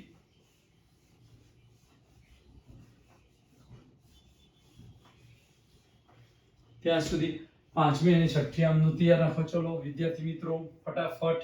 હવે કોણ બોલશે? પાંચમી આમનોંધ રકમ છે આપણી 33,60,000. નંબર 5, ઇક્વિટી શેર આખરી હપ્તા ખાતે ઉધાર, ઉધાર 33,60,000. કોમા કરવા, તે જામીનગીરી પ્રીમિયમ ખાતે, જામીનગીરી પ્રીમિયમ ખાતે લખીશું. કેટલા રૂપિયા? 8 માર્ક લેવાના છે, 24 લાખ. અને તે ઇક્વિટી શેર મૂડી ખાતે લખીશું. એટલે ઉપરની એકી સંખ્યાવાળી આમનોંધ છે એમાં શેર મૂડીની રકમ આવે છે, એટલે 9,60,000. હવે આપણે આ પાંચમી આમનોંધ ફિનિશ થઈ. હવે છઠ્ઠી આમનોંધ બેંક વાળી આવે. એટલે બેંક ખાતે ઉધાર. હવે બાકી હપ્તા અહીંયા લખ્યા છે એટલે હવે લખી દઈએ. બાકી હપ્તા ખાતે ઉધાર, તે ઇક્વિટી શેર આ હપ્તો છે અહીંયા જમા કરવાનો. આમનોંધ ગોખવાની જરૂર નથી, એ પદ્ધતિથી આવડી જશે. આખરી હપ્તો અહીંયા જમા થાય. હવે આપણે બાકી બેંક ખાતે રકમ 33 લાખ, જે છેલ્લી રકમ છે 33,32,000. આ રહી રકમ છે ને, એ બેંકની રકમ કહેવાય. આ 28,000 બાકી હપ્તા રકમ કહેવાય. એટલે 28,000 બાકી હપ્તા લખીશું અહીંયા 28,000. હવે આ બંને સરવાળો 33,60,000 થશે. તો આપણે 33,60,000 લખી દીધા. અને આ રીતે આમનોંધની આપણે બંધ કરવાનું છે. હવે આપણે 7મી અને 8મી આમનોંધ શીખીએ. 7 અને 8 આમનોંધ આપણે શીખીશું. અને 7મી અને 8મી આમનોંધ હવે આપણે જોઈ લઈએ. સાતમી આમનોંધ જપ્તીની આવશે. એટલે હવે સાતમી આમનોંધ જપ્તીની આપણે અલગ પેનનો ઉપયોગ કરીએ. ચલો થોડું લેટેસ્ટ લાગશે તમને. છઠ્ઠી આમનોંધ જપ્તીની તો કેટલા શેર જપ્ત કર્યા? 2000 શેર જહાંગીરના હતા. તો જહાંગીરના જપ્ત કરેલા શેર હોય તો અહીંયા ઇક્વિટી શેર મૂડી ઉધાર થાય. હવે આ આમનોંધ આપણે બહાર પાડીએ ત્યારે ઇક્વિટી શેર મૂડી જમા થાય. જપ્ત કરીએ એટલે વિરુદ્ધ અસર કરવી પડે. કોઈ પણ ખાતું બંધ કરવું હોય તો આપણને ખ્યાલ જ છે. તો ઇક્વિટી શેર મૂડી ખાતે તે હવે અહીંયા એક વસ્તુ વિચારવાની કે પ્રીમિયમ હતું એટલે પ્રીમિયમ પણ ઉધાર આપણે આગળ પૂરેપૂરું પ્રીમિયમ લઈ લીધું છે એટલે જામીનગીરી પ્રીમિયમ ખાતે ઉધાર લખીશું. કારણ કે આપણે બાકી હપ્તાની અંદર હવે પ્રીમિયમ ક્યારે આવે હું સમજાય. હવે અહીંયા બાકી હપ્તો છે, અહીંયા બાકી હપ્તો છે અને એ લાઈનમાં આગળ જવાનું તો પ્રીમિયમ છે. આ લાઈનમાં આગળ ગયા પ્રીમિયમ છે 25 રૂપિયા. તો એ 25 રૂપિયા પ્રીમિયમ અને આ પ્રીમિયમ છે 10 રૂપિયા એટલે કુલ પ્રીમિયમ 35 રૂપિયા થયું. કેટલું થયું? 35 રૂપિયા. અને આપણા શેરની સંખ્યા છે 2000. તો 35 રૂપિયા ગુણાકારમાં 2000 એટલે 70000 રકમ આપણે પ્રીમિયમની મળી જાય ઓલરેડી. આ ખબર પડી? બાકી હપ્તામાં પ્રીમિયમ છે એટલે ભર્યું નથી એટલે ઉધાર કરવાનું છે. અને શેર મૂડીમાં ભરેલી રકમ આવે. હવે ભરેલી રકમ કેટલી? આપણે સૌથી છેલ્લે જપ્તી છે એટલે આની રકમ આવશે. આપણે કેટલા રકમ આવશે? 2000 શેર જપ્ત કર્યા અને આપણો શેરનો ભાવ આપણે લાસ્ટમાં છે એટલે 3 રૂપિયા લઈશું. આ 3 6 6 4 10 3 ને 3 6 6 4 10 10 રૂપિયા લીખે લખવાના છે એટલે આપણને રકમ લખવાની છે 20000. અને તે હવે આપણે જપ્ત કરીએ એટલે ઇક્વિટી શેર જપ્તી ખાતે તો આવે જ બાકી હપ્તા આવે. તે બાકી હપ્તા ખાતે આપણે બંને એક સાથે લખવા તો લખી શકીએ 56000 ને 28000. 56 ને 28 નો સરવાળો હવે આપણને અહીંયા કરવાનું છે. કેટલો થશે વિદ્યાર્થી મિત્રો બોલો જોઈએ? 56 + 28 પછી 3 મીંડા લગાવવાના એટલે 84000 રૂપિયા થાય બાકી હપ્તો. અને તે ઇક્વિટી શેર જપ્તી ખાતે જે ખૂટે એ રકમ ઇક્વિટી શેર જપ્તી ખાતે 6000 રૂપિયા આવે. 90 થયા. 90 થી 84 જાય એટલે 6000 રૂપિયા આપણે જપ્તી ના આવે એટલે તમારે યાદ રાખવાનું છે. હવે આ જપ્તીની આમનોંધ આપણી ફિનિશ થઈ ગઈ. હવે બહાર પાડે તો બીજી આમનોંધ 7 નંબરની 8 નંબરની કરવાની. જો બહાર પાડે તો કેટલા લેખે બહાર પાડ્યા એ આપેલું છે 40% પ્રીમિયમ. તો હવે આપણે 40% પ્રીમિયમ બહાર પાડ્યા હોય તો હવે આપણે એની આમનોંધ આપણે કરીએ.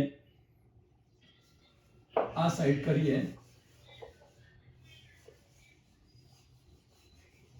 હવે આ ટેબલની જરૂર નથી, તમે ટેબલ તો કરી દીધું છે ઓલરેડી. હવે 7મી આમનોંધ આપણે ખાના દોરીને લખવાની. હવે પૈસા બહાર પાડે એટલે આવે છે એટલે બેંક ખાતે ઉધાર. હવે પ્રીમિયમ થી બહાર પાડે એટલે જપ્તી ખાતે ઉધાર આવે નહીં. જ્યારે ડિસ્કાઉન્ટ એટલે વટાવથી બહાર પડે ઓછી કિંમતે બહાર પડે તો અહીંયા જપ્તી ખાતે ઉધાર આવે પણ એવા અહીંયા આવશે નહીં એટલે ઇક્વિટી શેર મૂડી ખાતે અને તે જામીનગીરી પ્રીમિયમ ખાતે.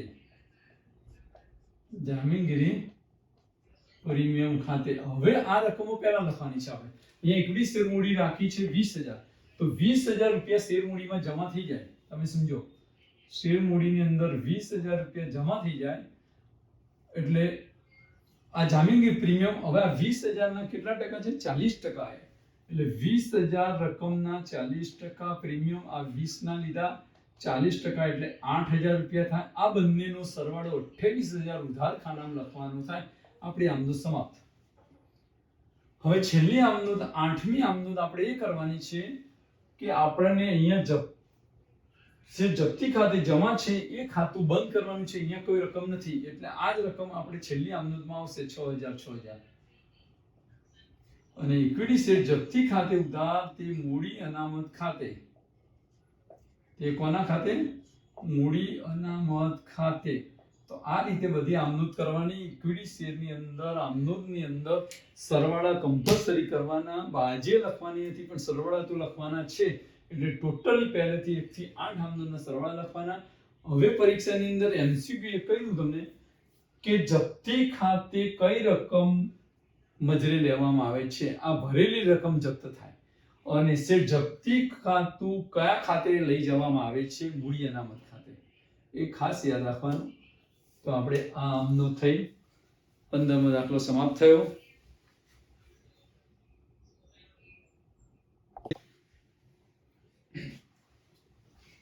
વિદ્યાર્થી મિત્રો, હવે શેર મૂડીની અંદર આપણે ઉદાહરણ નંબર 11 ની ગણતરી કરીશું. ઉદાહરણ નંબર 11 હવે આપણે જોઈએ. રકમ સૌથી પહેલા વાંચી લઈએ. અહીંયા લખીશું ઉદાહરણ નંબર 11, શેર મૂડીનું ચેપ્ટર છે. નાઝનીન ટેક્સટાઇલ લિમિટેડ 10 ને 12 લાખ ઇક્વિટી શેર બહાર પાડ્યા. કેટલા લાખ બહાર પાડ્યા? 12 લાખ. પછી અરજી વખતે 4 રૂપિયા છે કિંમત, મંજૂરીમાં કેટલા રૂપિયા કિંમત છે? 4 રૂપિયા. અને છેલ્લા હપ્તામાં કિંમત કેટલી છે? 2 રૂપિયા. શેર બહાર પાડ્યા, અરજી મળી 15,50,000. હવે હારૂન 8,000 શેર પર બાકી હપ્તો એને મંજૂરી અને છેલ્લો ભર્યો નથી. આપણે શોર્ટમાં રકમ અહીંયા લખી દીધી. અને સલીમ 2,000 શેર પર હારૂન અને સલીમ 2,000 શેર પર એને છેલ્લો હપ્તાની રકમ ભરી નથી, છેલ્લો નથી ભર્યો અને તેમના શેર જપ્ત કરવામાં આવ્યા. જપ્ત કરેલા બધા શેર દીઠ 7.50 લેખે પૂરેપૂરા ભરપાઈ તરીકે ફરી બહાર પાડ્યા. આ બધા શેર સારું કે ખરીદી લીધા હતા. નીચેના વ્યવહારો ઉપરના વ્યવહારો નોંધવા કંપનીના ચોપડી જરૂરી આમનોંધ પ્રસાર કરો. શેર જપ્તી ખાતું પણ બનાવો. પરીક્ષાની અંદર જપ્તી ખાતું પૂછાશે નહીં, કારણ કે ઓલરેડી 8 આમનોંધ તો થઈ ગઈ છે. એટલા માટે તમારે યાદ રાખવું. હવે શોર્ટમાં આપણે અહીંયા લખી દીધું છે. તો હવે સૌથી પહેલા આપણું કાર્ય શું છે? ટેબલ. ટેબલની અંદર હવે આપણું કાર્ય શું છે? ટેબલ. તો અહીંયા લખવાનું છે. હવે થોડું જગ્યા જોઈશે આ સાઈડ, એટલે હવે મારે અરજી, મંજૂરી અને પ્રથમ હપ્તો. અરજી, મંજૂરી અને છેલ્લો હપ્તો 3 ખાના છે. હવે આ ટેબલની અંદર બહાર પાડ્યા 14 લાખ, 12 લાખ અને 15,50,000. આ બંનેમાંથી ઓછી રકમ 12 લાખ રૂપિયા અહીંયા લખવાની. કેટલા લાખ? 12 લાખ. અને આગળ શેર લખી દેવાનો શબ્દ, બીજું કઈ નહીં. થોડી સ્પીડ પરીક્ષામાં ગણતરીમાં રાખવાની. એટલે 12 લાખ લખી દીધા. હવે એનો ભાવ 4 રૂપિયા, 4 રૂપિયા અને 2 રૂપિયા છે. લખી દેવાનો ભાવ. એક નંગની કિંમત કહેવાય શેર દીઠ. હવે 12 લાખ ગુણાકારમાં 4 એટલે કેલ્સી ની જરૂર પડશે નહીં. વિદ્યાર્થી મિત્રો બોલો જોઈએ. 48 લાખ આવશે. તો 48 લાખ રૂપિયા લખ્યા. 12 ચોક 48 લાખ અહીંયા પણ લખીશું. અને અહીંયા 12 લાખ ગુણાકારમાં 2 એટલે 12 ના ડબલ 24 થાય. 5 મીંડા લગાવી દેવાના. આ રીતે ઝડપી ગુણાકાર થાય. મીંડા ગણી નાખો. 5 12 ગુણાકાર 4 48. 5 મીંડા લગાવી દો. કેલ્સી ની જરૂર પડે નહીં. જેટલો કેલ્સી નો ઓછો ઉપયોગ કરશો એટલી સ્પીડ વધશે. એકાઉન્ટની પેપરની અંદર સ્પીડ તો તમને ખબર જ છે, જરૂર પડશે. હવે આપણે 15,50,000 અરજી મળી. તો અહીંયા પેટા ખાનાની અંદર અરજી શબ્દ લખી 15,50,000 લખો અને અહીંયા ભાવ 4 રૂપિયા સાથે ગુણાકાર બતાવો. કેલ્સી ની અંદર આપણે ગુણાકાર કરવાનો. 15,50,000 ગુણાકાર 4 એટલે 62 લાખ. આના કરતા વધુ આવવો જોઈએ. 62 લાખ. હવે આપણે પરત પૈસા આ અરજીઓ વધુ મળી છે. આ 12 હવે આપણે અહીંયા બીજી પેનનો ઉપયોગ કરી 12 લાખ અને 15,50,000. આ બંનેનો તફાવત 3,50,000 થાય. કેટલો થાય? 3,50,000. ભાવ તો 4 રૂપિયા જ લખવાનો છે. 12 ને 3 15,50 એટલે 3,50,000 ગુણાકારમાં આપણે 4 રૂપિયા છે એની રકમ, એટલે આપણને 14 લાખ રૂપિયા મળશે. તો અહીંયા માઇનસ થશે 14 લાખ રૂપિયા. આપણે પૈસા પાછા આવવા પડશે. હવે આ 48 લાખ અહીંયા ઉતારી દેવાના છે અને આ બંનેનો તફાવત આપણને 48 લાખ મળે છે આ દાખલામાં. એટલે એ લખો હોય તો લખાય, ના લખો તો ચાલે. થોડી સ્પીડ રાખવાની. વધુ આવે, આના કરતા વધુ આવે, 52 લાખ આવે તો 4 લાખ બીજા અહીંયા મૂકવાના છે. એટલું યાદ રાખજો વિદ્યાર્થી મિત્રો. ખબર છે ને, મેં કેટલી વાર ભણાવ્યું છે આ દાખલાઓ, તે કરાય છે તમને બોર્ડની પરીક્ષામાં, અગત્યના છે. હવે હારું બંને હપ્તાની ભર્યા તો આપણે સીધી મંજૂરી છેલ્લામાં એની ગણતરી કેલ્ક્યુલેશન બતાવી ગયા. તો હવે આપણને કેલ્ક્યુલેશનની અંદર 8000 ગુણાકારમાં 4 રૂપિયા અને અહીંયા 8000 ગુણાકારમાં 2 રૂપિયા, કારણ કે એની મંજૂરી છેલ્લો હપ્તો ભર્યો નથી. આ 4 રૂપિયા લેવાના, અહીંયા 2 રૂપિયા. 8000 ગુણાકારમાં 4 એટલે 32000. એ લાઈનની અંદર 32000 લખવાના અને આ લાઈનની અંદર 16000 માઇનસ થશે. પતી ગયું, હારૂનના રકમ મળી ગઈ. અને હવે સલીમે 2000 શેર પર છેલ્લો હપ્તો ભર્યો નથી એટલે અહીંયા 2000 ગુણાકારમાં 2 રૂપિયા એટલે 4 રૂપિયા લખવાના. હવે આપણે આટલી ગણતરી પતી જાય એટલે અહીંયા પહેલા ખાનામાં ઓલવેઝ ડેશ અને બીજા ખાનાની અંદર આ હપ્તા ખબર પડી ભાઈ, 8000 મંજૂરી છેલ્લો એટલે મંજૂરી 4 અને 2 એ સાથે ગુણાકાર કરીને જે તે કોલમની અંદર માઈનસ કરવાના છે. છેલ્લો હપ્તો હોય તો છેલ્લા હપ્તાના 8000 ગુણાકાર 2, મંજૂરી હોય તો 4 લખીએ 32000. હવે એક બીજો શેર હોલ્ડર સલીમ અને 2000 શેર પર 2 રૂપિયા લખીએ, 4000 રૂપિયા ભર્યા નથી. હવે આપણે પહેલા ખાનામાં ડેશ આવી, બીજા ખાનામાં 48 લાખ રકમ છે, માઈનસ આપણે 32000 કરીએ એટલે 47,68,000 રકમ મળે. કેટલી મળશે?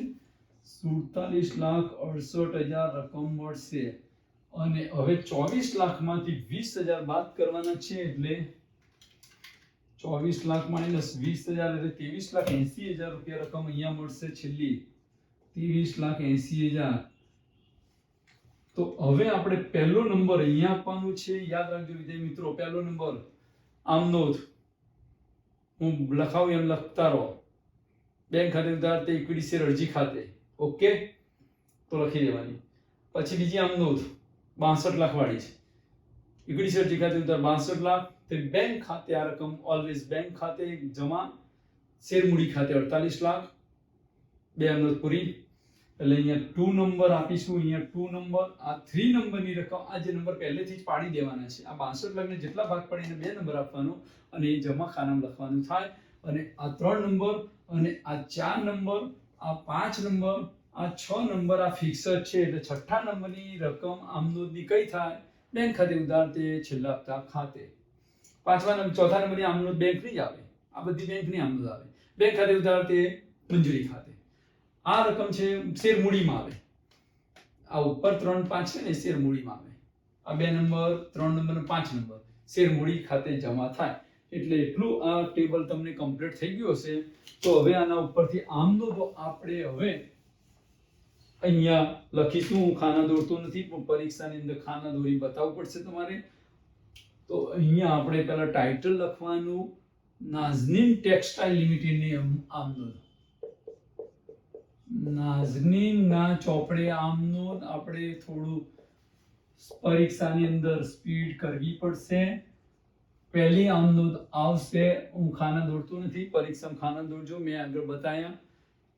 હવે આપણે થોડું કામ ઝડપી કરવાનું છે. તો પહેલી આમનોંધ બોલો જે વિદ્યાર્થી મિત્રો. બેંક ખાતે ઉધાર પૈસા આવે એટલે પહેલી ઓલવેઝ આમનોંધ થાય. અને કેટલા પૈસા આવ્યા? 62 લાખ રૂપિયા મળ્યા. તે કોના ખાતે લખીશું? તે ઇક્વિટી શેર અરજી ખાતે. ઇક્વિટી શેર અરજી ખાતે 62 લાખ પ્રીમિયમ કે એવું કઈ છે નહીં એટલે લખી દીધું. આમનોંધ સેકન્ડ નંબરની ફિનિશ થઈ ગઈ. હવે આપણે સેકન્ડ નંબરની આમનોંધ લખીએ. તો હવે આ અરજી ખાતું જમા છે એ ઉધાર કરવાનું. ઇક્વિટી શેર અરજી ખાતે ઉધાર, અરજી ખાતે ઉધાર 62 લાખ રૂપિયા જ રકમ લેવાની છે. અને તે કોના ખાતે જમા કરવાની છે? અહીંયા મેં કીધેલું કે આ 14 લાખ રૂપિયા બેંક ખાતે આવે. 14 લાખ રૂપિયા બેંક ખાતે આવશે અને બાકીના રૂપિયા છે ઇક્વિટી શેર મૂડી ખાતે આવશે. ઇક્વિટી શેર મૂડી ખાતે કેટલા રૂપિયા આવશે? 48 લાખ. તો 48 લાખ આપણે આ આમનોંધ ખાસ તૈયાર કરજો વિદ્યાર્થી મિત્રો. અને આપણે બીજી આમનોંધ સમાપ્ત થઈ ગઈ. હવે ત્રીજી આમનોંધ કઈ 48 લાખ વાળી 3 નંબર લખ્યું છે, ત્રીજા નંબરમાં એ જ રકમ આવે, બીજી આવે નહીં, નંબર પ્રમાણે એ રકમ મૂકી જ દેવાની. આપણે આમનોંધ ત્રીજા નંબરની કઈ થાય? ફિક્સ જ છે, યાદ રાખવાની. કઈ ફિક્સ છે? કે મંજૂરી વાળી, મંજૂરી ખાતે ઉધાર શેર મૂડી, મંજૂરી ઉધાર શેર મૂડી, ઇક્વિટી શેર મંજૂરી ખાતે ઉધાર 3 નંબરની રકમ છે 48 લાખ. તે ઇક્વિટી શેર મૂડી ખાતે મેં કીધું ને 3 અને 5 માં શેર મૂડી આવે જમા, તો આ બધું યાદ રાખવાનું છે. 48 લાખ, 2 મિનિટ વધુ ના થઈ જાય, એ બધું પરીક્ષામાં કાળજી રાખવાની, ઓછું ના થઈ જાય. તો આ 3 આમનોંધો તમને ખ્યાલ આવ્યો છે. હવે હું બીજી આમનોંધો ઉપર લખવા જઈ રહ્યો છું. આ 3 આમનોંધો તમે ઉતારી દેજો, કારણ કે આપણને ખબર છે બોર્ડ પ્રમાણમાં નાનું પડે છે. એટલે હવે ચોથી આમનોંધ આપણી જે રકમ થશે એ ચોથી આમનોંધ આપણે અહીંયા લખ્યું છે. હવે હું બાકી હપ્તાની આમનોંધ નથી લખતો, તો બેંક ખાતે ઉધાર તે આપણે ડાયરેક્ટ શોર્ટકટ તે ઇક્વિટી શેર મંજૂરી ખાતે, એ ઇક્વિટી શેર મંજૂરી ખાતે. હવે આ પણ રકમ એકલી લખી શકાય છે 47,68,000. હવે ના લખીએ એટલે માર્ક કપાય એવું નથી, ના લખો તો પણ ચાલે છે. હવે આપણે ચોથી આમનોંધ ફિનિશ થઈ ગઈ. હવે પાંચમી આમનોંધ આપણે જોઈએ. પાંચમી આમનોંધ આપણે હવે કઈ 5 નંબર લખ્યો છે? યસ, ઓકે, ઉપર છે શેર મૂડી જમા. તો છેલ્લા હપ્તા ખાતે ઉધાર ઇક્વિટી શેરના છેલ્લા હપ્તા ખાતે ઉધાર કેટલા રૂપિયા? 24 લાખ. તે ઇક્વિટી શેર મૂડી ખાતે, ઇક્વિટી શેર બીજું નામ ખબર છે તમને? ઇક્વિટી શેર મૂડીનું બીજું નામ બોલો જોઈએ, કહી દઉં, ખરેખર કહી દઉં, ઓર્ડિનરી શેર મૂડી. એ યાદ રાખજો. એટલે કેટલીક ઓર્ડિનરી આવે, શેરના નામ તો ગમે તે આવે, પણ આમનોંધ તો આપણી એ જ રીતે થાય. પાંચમી આમનોંધ ફિનિશ થઈ ગઈ. હવે આપણે છઠ્ઠી આમનોંધ આપણે જોઈએ. છઠ્ઠા નંબરની આમનોંધ 6 નંબર રકમ લખી છે, તો કઈ થાય? તો બેંક ખાતે ઉધાર 23,80,000, 23,80,000. અને તે ઇક્વિટી શેર છેલ્લા હપ્તા ખાતે, આ જે નામ આવે છે ને અહીંયાથી લેવાનું છે. ઇક્વિટી શેર છેલ્લા હપ્તા ખાતે 23,80,000 જમા ખાનામાં લખીશું. 23,80,000 કદાચ કટ થતું હોય તો જોઈ લેજો. 23,80,000. હવે આપણી 6 આમનોંધ ફિનિશ થઈ ગઈ. હવે જપ્તીની આમનોંધ આપણે કરીશું. જપ્તીની આમનોંધ હવે આપણે કરીએ. અહીંયા આગળ લખ્યું છે શેર જપ્ત કરવા, એટલે આપણે હવે જપ્તીની આમનોંધ લખવાની છે 7 નંબરની. અને જપ્તી ઓલરેડી સૌથી લાસ્ટમાં જ છે, લાસ્ટમાં સેન્ટેન્સ છે એટલે લાસ્ટમાં જ આમનોંધ લખવાની થાય. જપ્તીની આમનોંધમાં આપણે કીધું છે કે ઇક્વિટી શેર મૂડી આગળની બધી આમનોંધમાં જમા થઈ, તો અહીંયા ઇક્વિટી શેર મૂડી ખાતે ઉધાર થાય. અહીંયા પ્રીમિયમ કેવું છે ને, અહીંયા હપ્તો હોય ને અહીંયા પ્રીમિયમ હોય તો પ્રીમિયમ ઉધાર કરવાનું, એ જ હપ્તાનું. તે બાકી હપ્તા ખાતે, અથવા તમારે લખવું હોય તો આપણે બે બાકી હપ્તા છે તો નામ પણ અહીંયા લખી શકાય અને સરવાળો પણ લખી શકાય, અને તમારે ગમે તે રીતનો ઉપયોગ કરી શકાય. ઇક્વિટી શેર મંજૂરી ખાતે અને તે ઇક્વિટી શેર છેલ્લા હપ્તાના બાકી છે એટલે છેલ્લા હપ્તા ખાતે નામ લખાય, અથવા બંનેનો સરવાળો કરી અને બાકી હપ્તા ખાતે પણ લખી શકાય, કોઈ માર્ક કપાશે નહીં. તે ઇક્વિટી શેર અને જપ્તી ખાતે. ચલો હવે રકમ ભરવાની છે. આપણે આ રકમો જે માઇનસ કરી છે આપણે મંજૂરીમાં 32,000 લખવાના છે. મંજૂરીમાં 32,000. પર છેલ્લા હપ્તાની 16 ને 4 20,000 લખવાના છે. કેટલા? 20,000. અને હવે આપણે શેર મૂડીમાં કેટલા શેર જપ્ત કર્યા? 8,000 અને 10,000 બંનેનું ટોટલ લખવું પડે. એટલે 10,000 અને છેલ્લે જપ્તી છે એટલે 10 રૂપિયાનો ભાવ છે, એટલે આપણે 10 રૂપિયા થઈ ગયા. 4 4 8 ને 2 10, એટલે અહીંયા આવશે આપણને 1 લાખ રૂપિયા. 4 ને 5 મિનિટ 1 લાખ રૂપિયા. હવે અહીંયા જે ખૂટે છે રકમ પરીક્ષાની અંદર 1 લાખમાંથી આ બેનને બાદ કરીએ તો કેટલી રકમ આવે એ આપણે ગણવાનું તમારે. એટલે હવે 1 લાખમાંથી 20,000 ગયા એટલે 80,000, 80,000 32,000 ગયા એટલે 48,000. તો 48,000 રકમ અહીંયા ભરી દેવાની અને રાઉન્ડ કરવાની જરૂર નથી. આ તો મેં ખૂટે બતાવ્યું છે અને અંડરલાઈન કરવાની. હવે બીજો હપ્તો આપણે 7.5 લેખે બહાર પાડ્યા. 10 રૂપિયાનો ભાવ હોય, ઓછી કિંમતે બહાર પાડ્યા છે એટલે વટાવ આપ્યો કહેવાય. બેંક ખાતે ઉધાર. હવે આ રકમ 10,000 ગુણાકારમાં 7.5 રૂપિયા. હવે 5,000 બહાર પાડ્યા તો 5,000 ગુણાકાર 7.5 લખવાના. પણ છેલ્લે આમનું કદાચ થોડી શક્યતા છે ખોટી પડવાની, એ પણ શીખવું પડે તમારે. ઓછા શેર બહાર પાડે તો એ પ્રમાણે આમનું શીખવી પડે. અહીંયા 75,000 રૂપિયા થયા આપણને. હવે વટાવ આ 10 રૂપિયા હોય અને 7.5 આવે તો 2.5 રૂપિયા લખવા જ પડે. આપણે ટોટલ 10 રૂપિયા ઉધાર કરવા પડે એટલે 2.5 રૂપિયા સાથે 10,000 નો ગુણાકાર 2.5 રૂપિયા સાથે થાય એટલે કેટલા આવે? 25,000. અને ઇક્વિટી શેર અહીંયા જપ્તી ખાતે આવે. કોના ખાતે? ઇક્વિટી શેર જપ્તી ખાતે ઉધાર 25,000. અને બહાર પાડી દીધા એટલે શેર મૂડી પાછી જમા. તો આગળની આમદનમાં શેર મૂડી જમા થઈ, પાછી ઉધાર થઈ અને અહીંયા જમા થઈ. એ રીતે ક્રમમાં આવે તમારે. તો યાદ રાખવાનું છે આ લાખ રૂપિયા અહીંયા હતા, એ લાખ રૂપિયા આપણા મળી ગયા. આ લાખ. અને હવે છેલ્લી આમદન આપણી શું આવશે? જપ્તી ખાતું બંધ કરીને આપણે અહીંયા હવે અલગ પેનથી બતાવીએ. જપ્તીના 48,000 છે, આ જપ્તીના 25,000 છે. 48 ની 25 બાદ કરવાના એટલે છેલ્લી આમદનની રકમ આવી જાય. એ છેલ્લી આમદનની રકમ આપણે હવે અહીંયા બતાવીએ. છેલ્લી આમદન બોલો જોઈએ 9 નંબર વિદ્યાર્થી મિત્રો. આપણે શું આવશે? ઇક્વિટી શેર જપ્તી ખાતે ઉધાર, તે મૂડી અનામત ખાતે. જપ્તી ખાતું છેલ્લે ક્યાં લઈ જવાનું છે? મૂડી અનામત. MCQ પૂછાય, કોઈ પ્રશ્ન પૂછાય તો લખવાનું છે. કેટલી રકમ આવે? 48 માંથી 25 બાદ કરવાના છે એટલે આપણે મીંડા નહીં લઈએ. એટલે 48 - 25 કરો 23,000 આવે. તો 23,000 રૂપિયા અહીંયા લખી દીધા. જમા ખાનામાં લખી દો 23,000. એટલે આપણને છેલ્લે સરવાળો કરવાનો છે તમારે 23,000 નો. હવે જ્યારે ઓછા શેર બહાર પાડ્યા હોય એની વાત કરીએ. આ દાખલો સમાપ્ત થઈ ગયો. આટલું કવર કરવાનું છે. 8 માંથી 8 માર્ક પાકા. અને હવે અહીંયા 5,000 શેર બહાર પાડ્યા હોય તો અહીંયા 50,000 આવે.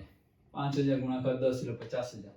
અને પછી અહીંયા જે જપ્તી આવે ને એ આ રકમમાંથી અડધી લેવી પડે. 24,000 અને અહીંયા જે રકમ હોય બેની બાદબાકી કરવી પડે. અડધા શેર બહાર પડે એટલે અડધી લેવી પડે. અડધા બહાર પાડે તો અડધી એના પ્રમાણમાં લેવી પડે. જો 5,000 બહાર પાડ્યા, અહીંયા 5,000 બહાર પાડ્યા છે તો અડધી થઈ ગઈ 10 ની એટલે આના અડધા 24. અને અહીંયા 5,000 ગુણાકાર અઢીમાં જે રકમ આવે એ બેની બાદબાકી અહીંયા લખવી પડશે. એ ખાસ યાદ રાખજો, નહીં તો પ્રમાણથી શોધવું પડે. હવે આપણે 3,000 બહાર પાડ્યા હોય તો આપણે આવું શોધવું પડે કે 10,000 શેર માટે 48,000 હતા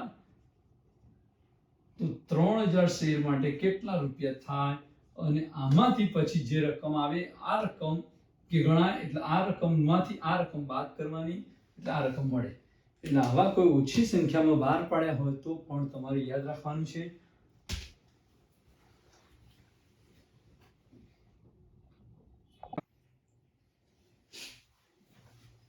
વિદ્યાર્થી મિત્રો, હવે શેર મૂડીની અંદર આપણે ત્રીજો દાખલો સમજાવવા તરફ જઈ રહ્યા છીએ.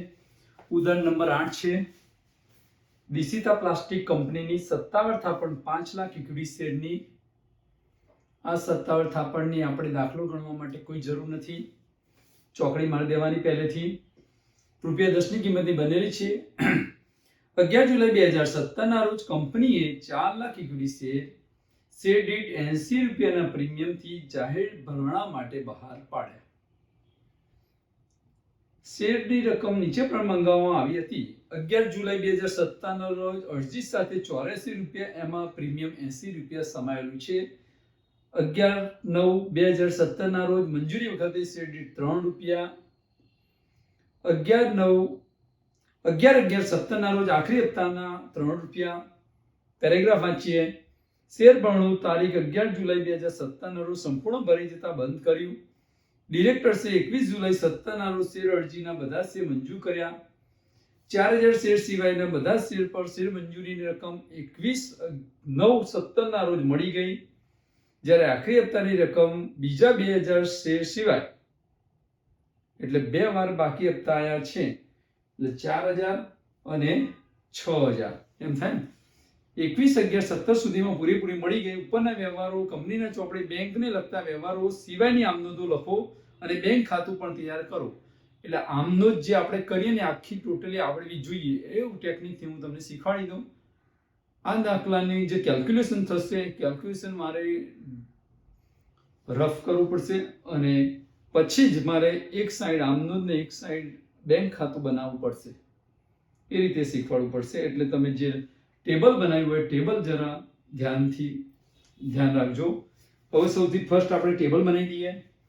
તો ટેબલની અંદર હવે ઉદાહરણ નંબર 8,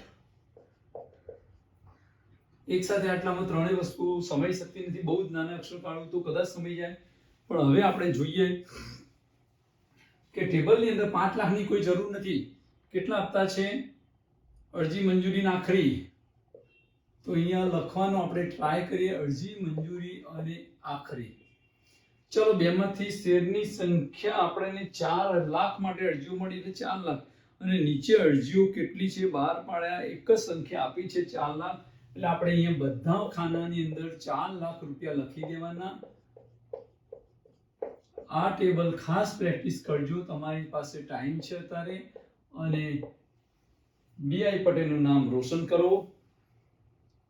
4 લાખ રૂપિયા લખી દીધા અને 84 રૂપિયા એટલે 4 રૂપિયા પ્લસ 80 રૂપિયા પ્રીમિયમ થાય. પ્રીમિયમ જુદું પાડવાનું છે. અહીંયા 3 રૂપિયા, અહીંયા 3 રૂપિયા. હવે અહીંયા શેર લખવાના, કંઈક લખેલું તો જોઈએ ને, શેર દીઠ, અને અહીંયા કુલ રકમ લખવાની. એટલા માટે હવે કેલ્ક્યુલેટરનો ઉપયોગ કરીએ તો 4 લાખ ગુણાકારમાં 4 ની રકમ અલગ મૂકીશું. એટલે આપણને 4 લાખ ગુણાકારમાં 4 એટલે 16 લાખ રૂપિયા થયા. 8 ગુણાકાર 4 એટલે 32, અને 1 2 3 4 5 ને 6 જીરો લગાવવાના છે. 3 4 5 6. હવે આ બંનેનું ટોટલ કરીએ એટલે કેટલા થશે? 3 લાખ ને 3 કરોડ 36 લાખ થવા જોઈએ. 3 કરોડ 36 લાખ. હવે આ સંખ્યા અહીંયા અરજી વખતની આ સંખ્યા આવવાની હતી 3 કરોડ 36 લાખ. આપણે લખતા નથી. 3 ને 2 5 ને 6 મીંડા, 3 ને 2 5 મીંડા લખી દીધા. આ જ રકમ અહીંયા બાદ કરવાની છે, પરત કોઈ નથી. એટલે આપણે 3 કરોડ 36 લાખ રૂપિયા લખી બાદ કરી દે. અહીંયા ડેશ થઈ ગયું. હવે આપણે અહીંયા ગુણાકાર 12 લાખ થાય. 4 લાખ ગુણાકારમાં 3 રૂપિયા એટલે 12 લાખ. 4 લાખ ગુણાકારમાં 3 એટલે 12 લાખ. 12 ને 5 મીંડા લખવાના લાખ. અમુક વસ્તુ તો તમારે તૈયાર કરવી પડે. હવે આપણે રકમ વાંચીએ તો 2 શેર હોલ્ડરોએ હપ્તા ભર્યા નથી. 4000 શેર સિવાય બધા શેર પર મંજૂર રકમ મળી. એટલે મંજૂરીમાં 4000 શેર ઉપર એટલે મંજૂરીના ખાનાની અંદર 4000 ગુણાકારમાં 3 એટલે -12000 થશે. હવે આ મંજૂરી ના ભરી હોય તો પાછળનો હપ્તો એમને સૂચના ન આપી હોય તો એ બાદ કરવી પડે, કરી દેવા પડે, કેમ કે ભર્યો ના હોય ને. હવે કોઈ કહે હું 10મો સીડી ચડતા હોય, 10મા પગથિયે ચડી ગયો તો 9મું તો ચડેલું જ હોય ને.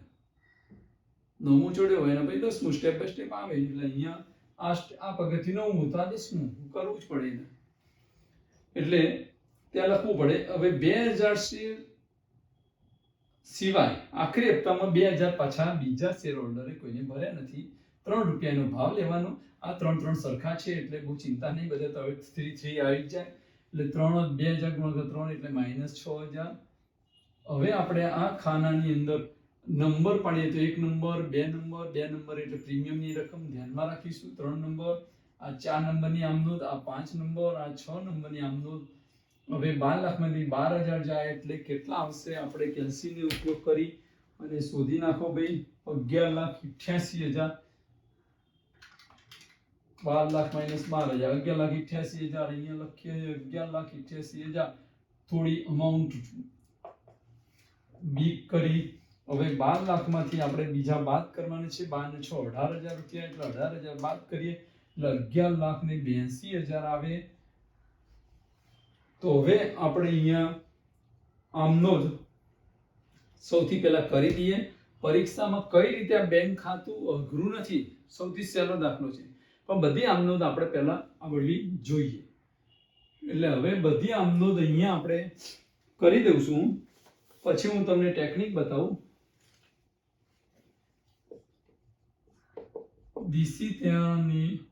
દિશિતા પ્લાસ્ટિક કંપનીના ચોપડે આમનોંધ હું બોલું એ પ્રમાણે તો લખવાનું છે. ચોપડે થોડા ઝીણા અક્ષર અહીંયા કાઢવા પડશે. તારીખનું ખાનું આપ્યું છે, તારીખ, વિગત, ખાપા, ઉધાર રૂપિયા અને જમા રૂપિયા. તારીખો આપણે અહીંયા નાખવી હોય તો નાખી શકીએ. 11 જુલાઈ 17 ના રોજ ભણવું ભરાઈ જતા બંધ કર્યું. 21 જુલાઈ 17 નો શેર અરજીના બધા શેર મંજૂર કર્યા. 11 જુલાઈએ આ આમનોંધ 11 જુલાઈની થાય, પહેલી આમનોંધ. પછી આ બીજી આમનોંધ આપણને 21 જુલાઈએ થાય, 21/7. પછી ત્રીજી આમનોંધ આપણને ક્યારે પૈસા મંગાવ્યા 11/9, તો 11/9 ની આમનોંધ થાય. પછી એનું મંજૂરી રકમ ક્યારે મળી? 21/9 ની આમનોંધ થાય. આ અલગ પેનથી બતાવીએ તો વધુ સારું રહેશે. 11/9, 21/9. પછી આપણે આગળ જોઈએ તો નવેમ્બર મહિનાની 11/11/17 આવી. પછી એના પૈસા નીચે છે, નીચેની તારીખો પેરેગ્રાફમાંથી લેવાની છે. 21 તારીખ તો આ રીતે આમનોંધની રકમ થશે. તો આપણે પહેલી આમનોંધ આવશે 11/7/2017. બેંક ખાતે ઉધાર આપણને ખબર છે, બેંક ખાતે ઉધાર તે ઇક્વિટી શેર અરજી ખાતે. હવે આખા નામ હું લખતો નથી, એ યાદ રાખજો વિદ્યાર્થી મિત્રો. અને 3,36,00,000 રૂપિયાની રકમ મેં આગળ એકડો કરી દીધો છે. 3,36,00,000 એટલે 5 મીંડા. અહીંયા 3,36,00,000 એટલે 5 મીંડા તો કરવા જ પડે. 11/7 આમનોંધ થઈ ગઈ. હવે 21/7 ની આમનોંધ કરવાની છે. 21/7/17 ની આમનોંધ ઇક્વિટી શેર અરજી ખાતે ઉધાર. આ જ રકમ 3,36,00,000 વાળી રકમ લેવાની છે. 3,36,00,000 તે આપણે પરત કરવાના નથી, પ્રીમિયમ છે એટલે જામીનગીરી પ્રીમિયમ ખાતે. પ્રીમિયમ આપણે 3,20,00,000 છે. 3,20,00,000 રૂપિયા. અહીંયા તો પૈસા આપણે ગણવાના, મીંડા બધું. અને તે ઇક્વિટી શેર મૂડી ખાતે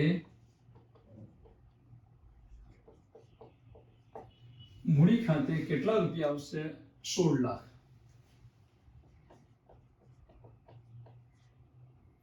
એટલે આપણા બીજી આમનોંધ, પહેલી આમનોંધ ફિનિશ થઈ ગઈ. હવે આપણે અલગ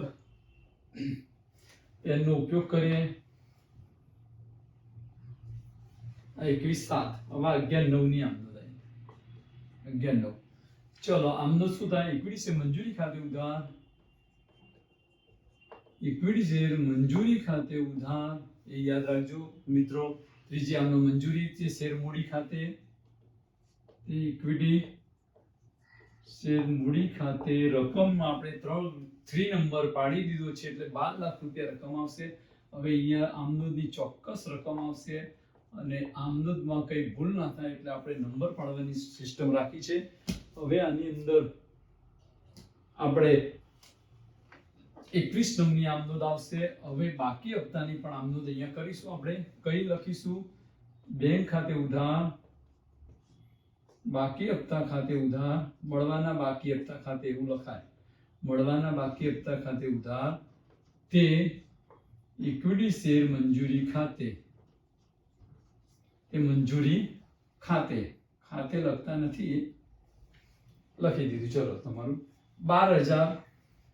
આ ચોથા નંબરની રકમ છે 11,88,000 છે ને, એ રકમ અહીંયા બેંક ખાતામાં લખવાની છે. 11,88,000. અને જે બાકી હપ્તાની રકમ છે 12,000 રૂપિયા એ એની નીચે મળવાના બાકી હપ્તામાં લખીશું. અને આ બંનેનું સરવાળો એટલે આપણે 12 લાખ રૂપિયા થાય. તો 12 લાખ રૂપિયા જમા ખાનામાં લખીશું, એ યાદ રાખવાનું છે. હવે તમારે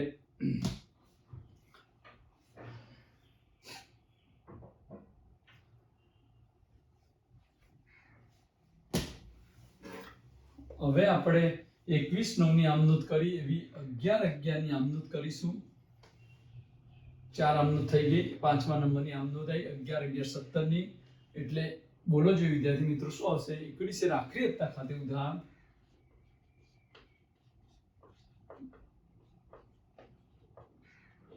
આખરી હપ્તા ખાતે ઉધાર આપણે લખતા નથી બહુ શબ્દો. 12 લાખ તે કોના ખાતે લખવાની છે? શેર મૂડી આવે, એકી નંબર હોય તો શેર મૂડી ખાતે 12 લાખ રૂપિયા લખીશું. આપણે 12 લાખ વાળી આમનોંધ ફિનિશ થઈ ગઈ. હવે આપણે લખીશું 21/11 ની આમનોંધ. એમાં પણ બાકી હપ્તા છે એટલે બેંક ખાતે ઉધાર, મળવાના બાકી હપ્તા ખાતે ઉધાર. બેંક ખાતે ઉધાર કેટલા રૂપિયા છે? 11,82,000 રૂપિયા લખી દેવાના છે. આપણને નંબર પાડી દીધો છે 5 નંબર. અહીંયા 6 નંબરની આમનોંધ છે, પહેલી, બીજી, ત્રીજી, ચોથી, પાંચમી, છઠ્ઠી. અને મળવાના બાકી હપ્તાની રકમ કેટલી આવશે વિદ્યાર્થી મિત્રો? બોલો જોઈએ. 12 + 6 એટલે 18,000. અને તે કોના ખાતે લખવાના છે? 21 આખરી હપ્તા ખાતે. એક જગ્યાએ હવે એ તમારે એ નામ યાદ રાખવાનું. 21 આખરી હપ્તા. મેં કદાચ કોઈ શબ્દ ના લખ્યો તો આખું નામ તો તમારે લખી જ દેવાનું પરીક્ષાની અંદર. અને 12 લાખ રૂપિયાની રકમ છે, મૂકી દેવાની. આ 12 લાખ આ રકમ અહીંયા આવે જ બાકી હપ્તા નોંધ કરી હોય ત્યારે. એટલે તમારે યાદ રાખવાનું. પહેલી આમનોંધમાં શેર અરજી ખાતે, એટલે આ આમનોંધ થઈ ગઈ. અને પરીક્ષાની અંદર સરવાળો આપણે મારવાનો છે, એટલે આપણો સરવાળો થઈ જાય. હવે આપણે આ ટેબલ જવા દઈએ છે. તમારે આ ટેબલની જરૂર નથી. આ ટેબલ પ્રમાણે આમનોંધ કરી દીધી.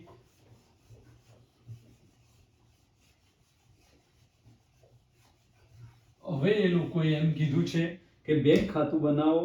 તો આપણે હવે કોના ચોપડામાં બેંક ખાતું છે? દિશિતા પ્લાસ્ટિક કંપનીના ચોપડે બેંક ખાતું.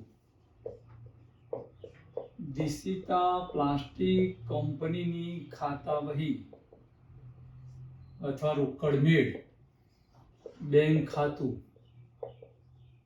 બેંક ખાતાની અંદર તારીખ, આય આવે, નોંધપાના નંબર, રકમ, તારીખ, વ્યય. અહીંયા કશું રકમો લખવાની નથી જમા બાજુ, એટલે આપણે ખાના દોરી દીધા. અહીંયા કશું રકમ લખવાની નથી એટલે મેં બહુ નાનું દોરી દીધું. અને હવે આપણને અહીંયા ખાના દોરી દેવાના પરીક્ષાની અંદર. ટાઇટલ સંપૂર્ણ માર્ક લાવવા હોય તો ટાઇટલ લખવાનું.